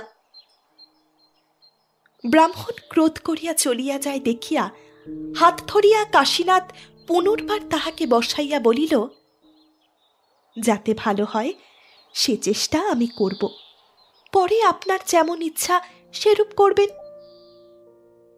কাশীনাথ ব্রাহ্মণকে বিদায় দিয়া বিজয়বাবুকে ডাকিয়া বলিল, ও জমিটা আমাদের নয়, মিথ্যা ব্রাহ্মণকে ক্লেশ দিচ্ছেন কেন? মনিবের হুকুম। মনিব কি পরের জিনিস চুরি করতে শিখিয়ে দিয়েছে? ওটা আমাদের জিনিস। না, আপনাদের নয়। বিজয়বাবু কিছুক্ষণ মৌন থাকিয়া বলিলেন, আমি ভৃত্য মাত্র। যেরূপ আজ্ঞা হয়েছে সেই রূপই করেছি এবং সেই রূপই করব। একথা কমলাকে জানাইতে কাশীনাথের লজ্জা করিতেছিল। তথাপি বলিল, ও জমিটা তোমার নয়। ব্রাহ্মণের ব্রহ্মস্য অপহরণ করো না। অপহরণ করেছি কে বললে? যেই বলুক, ও জমিটা তোমার নয়। মিথ্যা মোকদ্দমা করতে বিজয়বাবুকে নিষেধ করে দাও।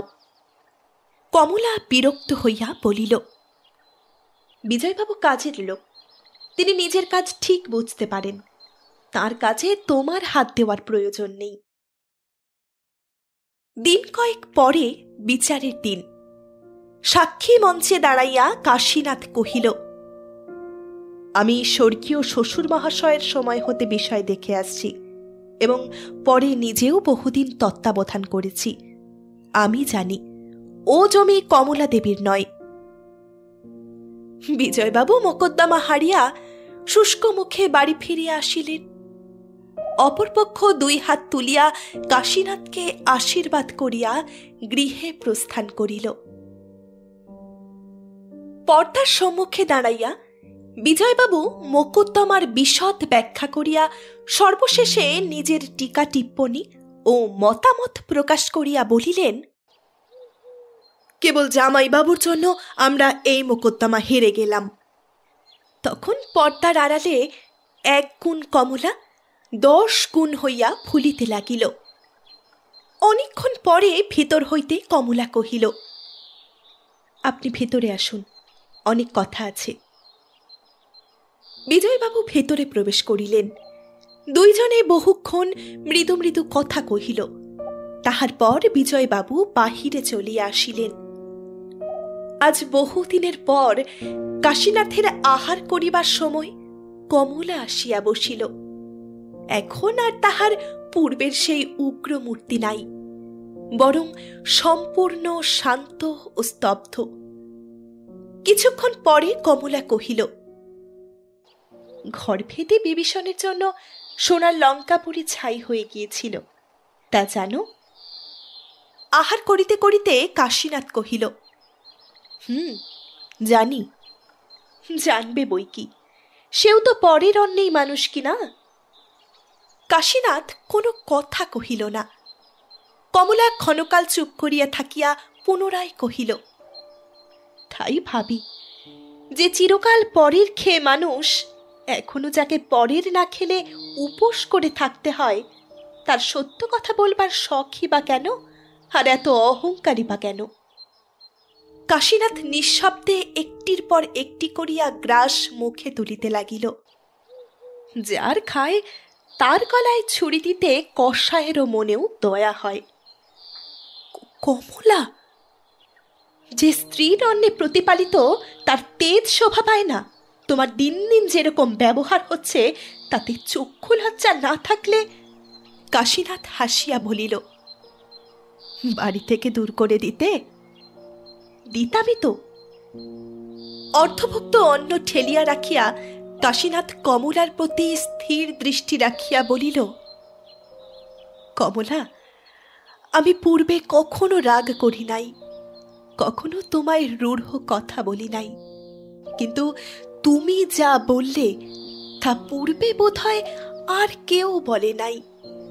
আজ হতে তোমার অন্ন আর খাবো না। দেখো, যদি এতে সুখী হতে পারো।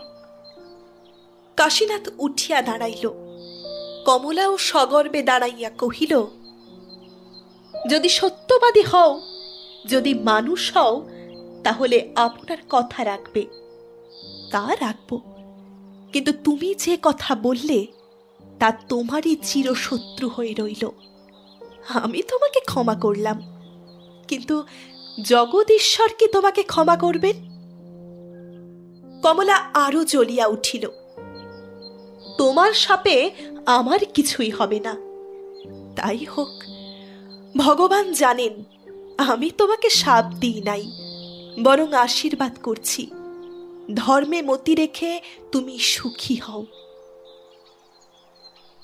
বাহিরে আসিয়া কাশীনাথ ব্যাকরণ, সাহিত্য, দর্শন, স্মৃতি সমস্ত একে একে ছিন্ন করিয়া বাহিরে নিক্ষেপ করিল। ভৃত্যবর্গকে ডাকিয়া নিজের যাহা কিছু ছিল তাহা সমস্ত বিলাইয়া দিল। তাহার পর রাত্রে কমলার কক্ষধারে আঘাত করিয়া ডাকিল, কমলা। কমলা জাগিয়া ছিল, কিন্তু কোনো উত্তর দিল না। দ্বার খোলা ছিল। কাশীনাথ ঠেলিয়া ভেতরে প্রবেশ করিয়া দেখিল, চোখ বুঝিয়া কমলা শয্যায় পড়িয়া আছে। কাছে বসিয়া মাথায় হাত দিয়া কাশীনাথ আবার ডাকিল, কমলা। কোনো উত্তর নাই। যাবার সময় আশীর্বাদ করে যাচ্ছি বলিয়া কাশীনাথ ধীরে ধীরে বাহির হইয়া গেল। কাশীনাথ প্রস্থান করিলে কমলা শয্যা ত্যাগ করিয়া জানালায় আসিয়া বসিল। বসিয়া বসিয়া প্রভাত হয় দেখিয়া সে আবার শয্যায় আসিয়া শয়ন করিল। যখন নিদ্রা ভাঙিল তখন কমলা দেখিল বেলা হইয়াছে এবং বাড়িময় বিষম হইচই পড়িয়া গিয়াছে। সম্পূর্ণ জাগরিত হইবার পূর্বেই একজন দাসী ছুটিয়া আসিয়া চিৎকার করিয়া কহিল, সর্বনাশ হয়েছে মা, জামাইবাবু খুন হয়েছেন। কাহারও অঙ্গে এক কটাহ জ্বলন্ত তৈল নিক্ষেপ করিলে যেরকম করিয়া ওঠে, কমলাও তেমনি করিতে করিতে নিচে আসিয়া কহিল, একেবারে খুন হয়ে গেছে। কি একজন জবাব দিল, একেবারে। বিবসনা প্রায় কমলা যখন বাহিরের ঘরে আসিয়া পড়িল, তখন রক্তসিক্ত চৈতন্যহীন কাশীনাথ একটা সোফার উপর পড়িয়াছিল। সমস্ত অঙ্গে ধুলা ও রক্ত জমাট বাঁধিয়া আছে। চোখ, মুখ, নাক দিয়া অজস্র রক্ত নির্গত হইয়া সেইখানে শুকাইয়া চাপ বাঁধিয়া আছে। চিৎকার করিয়া কমলা মাটির ওপর মূর্ছিত হইয়া পড়িয়া গেল। সমস্ত গ্রামময় রাষ্ট্র হইয়া গিয়াছে। জমিদার জামাইবাবু অন্ধকার রাত্রে একা কোথায় যাইতেছিলেন, পথিমধ্যে খুন হইয়া গিয়াছেন। 2 দিন পরে কাশীনাথের জ্ঞান হইলে পুলিশ সাহেব জিজ্ঞাসা করিল, বাবু, কে এমন করেছে? কাশীনাথ উপর পানে চাহিয়া বলিল, উনি করেছেন। বৃদ্ধ নায়েব সেখানে দাঁড়াইয়াছিল। তাহার চক্ষু দিয়া জল পড়িতে লাগিল। সাহেব আবার বলিল, বাবু, আপনি কি তাহাদের চিনতে পারেন নাই?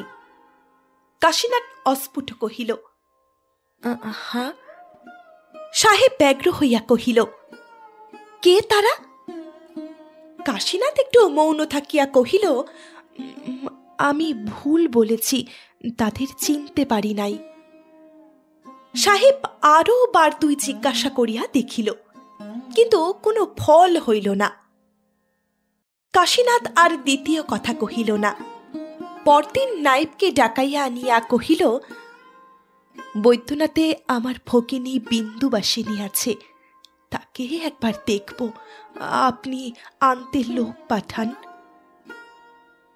3 দিন পরে বিন্দুবাসিনী ও যোগেশবাবু আসিয়া পড়িলেন। বিন্দু শক্ত মেয়ে, সে কমলার মতো নহে, তাই চিৎকারও করিল না, মূর্ছাও গেল না। শুধু চোখের জল মুছিয়া কাঁদো কাঁদো স্বরে বলিল, কাশী দাদা, কে তোমার এমন করেছে? কেমন করে জানবো? কারোর উপর সন্দেহ হয় কি? সে কথা জিজ্ঞাসা করো না বোন। বিন্দু চুপ করিয়া কাশীনাথের মুখপানে চাহিয়া রহিল। সকলেই জানিত কাশীনাথ এ আঘাত কাটাইয়া উঠিতে পারিবে না। মৃত্যু যেন ক্রমেই ঘনাইয়া আসিতে লাগিল। আজ অনেক রাত্রে জ্বরের প্রকোপে ছটফট করিতে করিতে কাশীনাথ চিৎকার করিয়া উঠিল, বলো, বলো কমলা, এ কাজ তুমি করনি? বিন্দু কাছে আসিয়া দাদার মুখের কাছে মুখ লইয়া জিজ্ঞাসা করিল, কি বলছো দাদা? কাশীনাথ বিন্দুকে কমলা ভ্রম করিয়া দুই হাত বাড়াইয়া তাহার গলা জড়াইয়া ধরিয়া করুণ কণ্ঠে আবার বলিল, আমি মরেও সুখ পাব না কমলা, শুধু একবার বলো, এমন কাজ তোমার দ্বারা হয়নি? জ্ঞানে অজ্ঞানে তন্দ্রায় আচ্ছন্নের মতো কমলার 2 দিন কাটিয়া গেল। তাহার জন্য ডাক্তারের মনে মনে আশঙ্কা ছিল, তাই তাহার উপদেশে অত্যন্ত সতর্কভাবে তাহাকে সকলেই ঘিরিয়া বসিয়াছিল। আজ 2 দিন অবিশ্রাম চেষ্টা শুশ্রূষায় সন্ধ্যার পরে তাহাকে সচেতন করিয়া উঠাইয়া বসাইল। ভালো করিয়া চোখ চাহিয়া কমলা দেখিল যে এতক্ষণ তাহার মাথা কোলে করিয়া বসিয়াছিল সে সম্পূর্ণ অপরিচিতা। জিজ্ঞাসা করিল, তুমি কে? অপরিচিতা কহিল, আমি বিন্দু, তোমার স্বামীর ভগিনী। কমলা বহুক্ষণ পর্যন্ত নীরবে তাহার মুখের পানে চাহিয়া রহিল। তাহার পরে হাত নাড়িয়া ঘরের সমস্ত লোককে বাহির করিয়া দিয়া ধীরে ধীরে কহিল, আমি কতক্ষণ এমন অজ্ঞান হয়ে পড়ে আছি ঠাকুরজি? পরশু সকালে অজ্ঞান হয়ে পড়েছিলে বউ, এর মধ্যে আর তো তোমার হুঁশ হয়নি? পরশু? কমলা একবার চমকাইয়া উঠিয়াই স্থির হইল। তাহার পরে মাথা হেট করিয়া স্তব্ধ হইয়া বসিয়া রহিল। অনেকক্ষণ পর্যন্ত তাহার কোনো প্রকার সাড়া না পাইয়া বিন্দু শঙ্কিত চিত্তে তাহার ডান হাতখানি নিজের হাতের মধ্যে টানিয়া লইয়া ডাকিল, বউ। কমলা মুখ তুলিল না, কিন্তু সাড়া দিল। কহিল, ভয় করো না ঠাকুরজি, আমি আর অজ্ঞান হব না। সে যে অন্তরের মধ্যে আপনাকে সচেতন করিয়া তুলিবার জন্য নিঃশব্দে প্রাণপণ চেষ্টা করিতেছে, বিন্দু তাহা বুঝিল। তাই সেও ধৈর্য ধরিয়া মৌন হইয়া রহিল। আরো কিছুক্ষণ একভাবে বসিয়া থাকিয়া কমলা কহিল, তুমি যে আমাকে নিয়ে এই 2 দিন বসে আছো ঠাকুরজি, আমার সেবা করতে কি করে তোমার প্রবৃত্তি হলো? আমি নিজে তো কখনো এমন করতে পারতাম না। বিন্দু কথাটা ঠিক বুঝতে না পারিয়া কহিল, কেন প্রবৃত্তি হবে না বউ? তুমি তো আমার বর নও, আমাদের পরিচয় নেই বটে, কিন্তু দাদার মতো তুমিও আমার আপনার, তার মতো তোমার সেবা করাও তো আমার কাজ। বউ, তুমি জানো না, কিন্তু এসে পর্যন্ত আমার কি করে যে দিন কেটেছে সে ভগবানই জানেন। একবার দাদার ঘর, একবার তোমার ঘর। তার কাছে যখন যাই তখন তোমার জন্য প্রাণ ছটফট করে, আবার তোমার কাছে এসে বসলে তার জন্য ব্যাকুল হয়ে উঠি। বিকেলবেলা থেকে তিনি একটু সুস্থ হয়ে ঘুমুচ্ছেন, তাই দেখে তোমার কাছে স্থির হয়ে বসতে পেরেছিলাম। এ যাত্রা দাদা রক্ষা পাবেন, এ আশাই তো কারো ছিল না বউ। বেঁচে আছেন? বেঁচে আছেন বই কি, ডাক্তার বললেন আর ভয় নাই, জ্বর কমে গেছে। কমলার মুখখানি অকস্মাৎ প্রদীপ্ত হইয়া উঠিয়াই তাহা মৃতের মতো বিবর্ণ হইয়া গেল।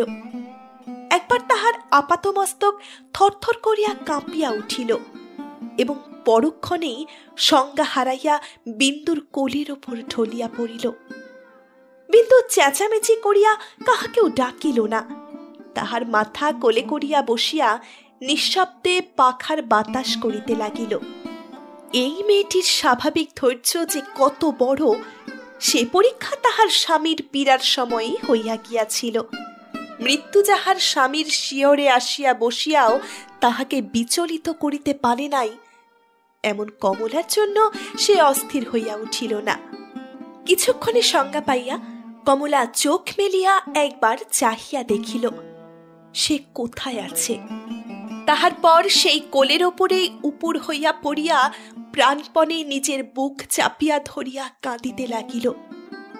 সে ক্রন্দন এত গাঢ়, এত গুরুভার যে তাহা বিন্দুর ক্রোড়ের মধ্যেই শুকাইয়া জমাট বাঁধিয়া যাইতে লাগিল। তাহার এক বিন্দু তরঙ্গ ঘরের বাহিরে কাহারও কানে পৌঁছিল না। নির্জন বাহিরে রাত্রির আঁধার নিঃশব্দে গাঢ়তর হইয়া উঠিতে লাগিল।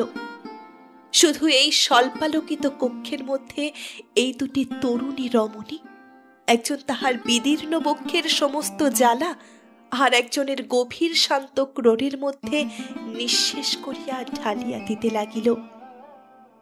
ক্রমশ শান্ত হইয়া কমলা স্বামীর সম্বন্ধে অনেক প্রশ্নই জিজ্ঞাসা করিল, কিন্তু কেন যে নিজে গিয়া তাহাকে দেখিবার ইচ্ছা প্রকাশ করিল না, তাহা বিন্দু কিছুতেই ভাবিয়া পায় নাই। একবার এমনও ভাবিবার চেষ্টা করিয়াছিল, হয়তো বড়লোকদের এমনই শিক্ষা এবং সংস্কার, সেবা শুশ্রূষার ভার চাকর দাসীদের ওপর দিয়া বাহির হইতে খবর লওয়াই তাহাদের নিয়ম। হঠাৎ কমলা জিজ্ঞাসা করিল, আচ্ছা ঠাকুরছি, তোমার দাদার জ্ঞান হলে আমাকে কি একবারও খোঁজ করেননি? একবার করেছিলেন বলিয়াই বিন্দু হঠাৎ থামিয়া গেল। কমলা তাহা লক্ষ্য করিল, কিন্তু প্রশ্ন না করিয়া শুধু উৎসুক ব্যাকুল দৃষ্টিতে বিন্দুর মুখের পানে চাহিয়া রহিল। বিন্দু কিছুক্ষণ চুপ করিয়া থাকিয়া কহিল, দাদার জ্ঞান হলে তিনি আমাকে তুমি মনে করে গলা ধরে চেঁচিয়ে উঠেছিলেন, বলো কমলা, এ কাজ তুমি করনি? আমি মরেও সুখ পাব না কমলা, শুধু একবার বলো, এ কাজ তোমার দ্বারা হয়নি? কমলা নিঃশ্বাস রুদ্ধ করিয়া কহিল, তারপর? আমি তো জানি নে বউ, তিনি কোন কথা জানতে চেয়েছিলেন। আমি জানি ঠাকুরজি, তিনি কি জানতে চান। বলিয়া কমলা একেবারে সোজা হইয়া উঠিয়া বসিল।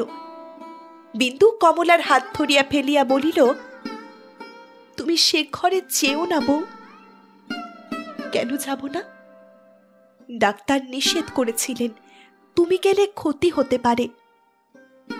আমার ক্ষতি আমার চেয়ে ডাক্তার বেশি বোঝে না ঠাকুরজি, আমি তার কাছেই চললুম। ঘুম ভেঙে আবার যদি জানতে চান, আমাকে তো তার জবাব দিতে হবে। বলিয়া কমলা বিন্দুর হাতের মধ্যে হাত লইয়া বিনীত কণ্ঠে কহিল, আমি মাথা সোজা রেখে চলতে পারবো না বোন, আমাকে দয়া করে একবার তার কাছে নিয়ে এসো ঠাকুরজি। মনে মনে কহিল, ভগবান, হাতের নোয়া যদি এখনো বজায় রেখেছ ঠাকুর, তাহলে সত্যি মিথ্যের বিচার করে তার কেড়ে নিও না। দণ্ড আমার গেছে কোথায়, সে তো সমস্তই তোলা রইল। শুধু এই করো প্রভু, তোমার সমস্ত কঠিন শাস্তি যাতে হাসি মুখে মাথায় তুলে নিতে পারি, আমার সেই পথটুকু ঘুচিয়ে দিও না। স্বামীর ঘরে ঢুকে কমলা কিছুতেই আপনাকে স্থির রাখিতে পারিল না। তাহার 2 দিনের উপবাস ক্ষীণ দেহ ও ততোধিক দুর্বল মস্তিষ্ক ঘুরিয়া স্বামীর পদতলে পড়িয়া গেল। কাশীনাথ জাগিয়াই ছিল।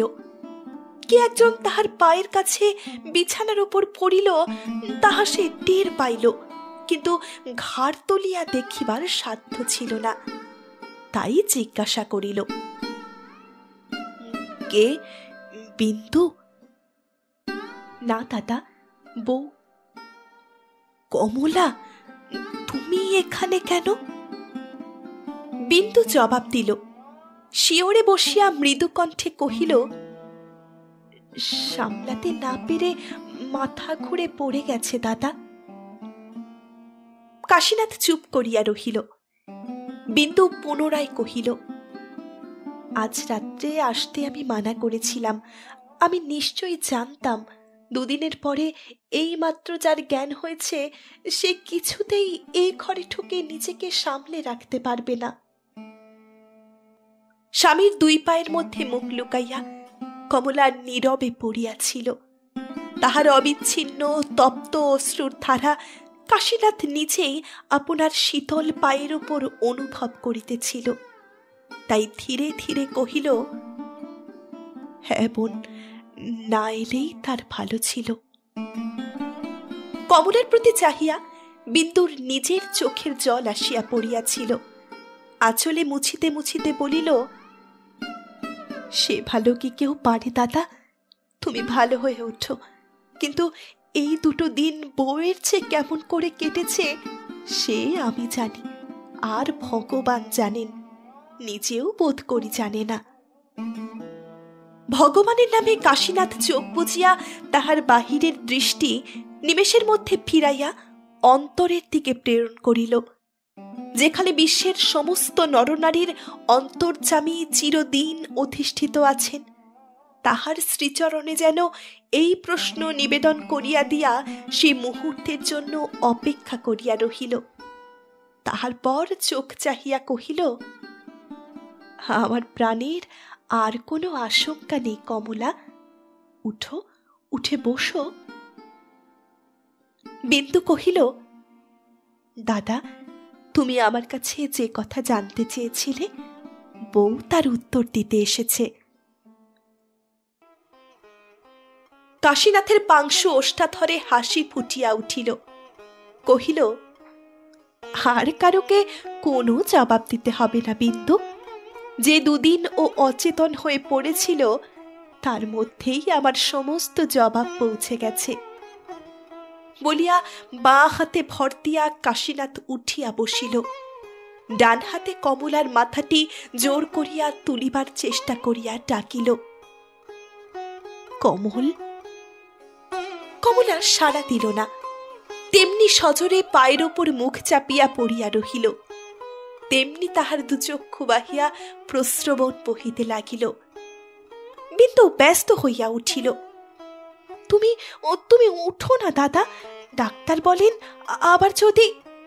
হাসি মুখে কাশীনাথ কহিল, ডাক্তার যাই বলুক বোন, আমি তোদের বলছি, আর কোনো ভয় নেই।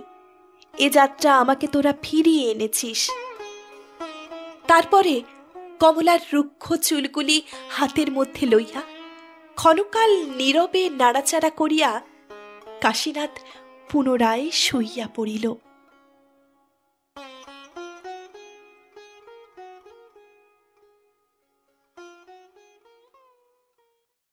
শেষ হলো আমার আজকের গল্প। কথা সাহিত্যিক শরৎচন্দ্র চট্টোপাধ্যায়ের কাশীনাথ। গল্পটি আপনাদের কেমন লাগলো সেটি কিন্তু অবশ্যই আপনারা কমেন্ট করে জানাবেন। যদি ভালো লাগে তবে আমার চ্যানেলটিকে সাবস্ক্রাইব করে রাখবেন। চলুন, দেখা হচ্ছে পরের দিন নতুন একটি গল্প নিয়ে। ততক্ষণ আপনারা সকলেই সুস্থ থাকবেন, ভালো থাকবেন। নমস্কার।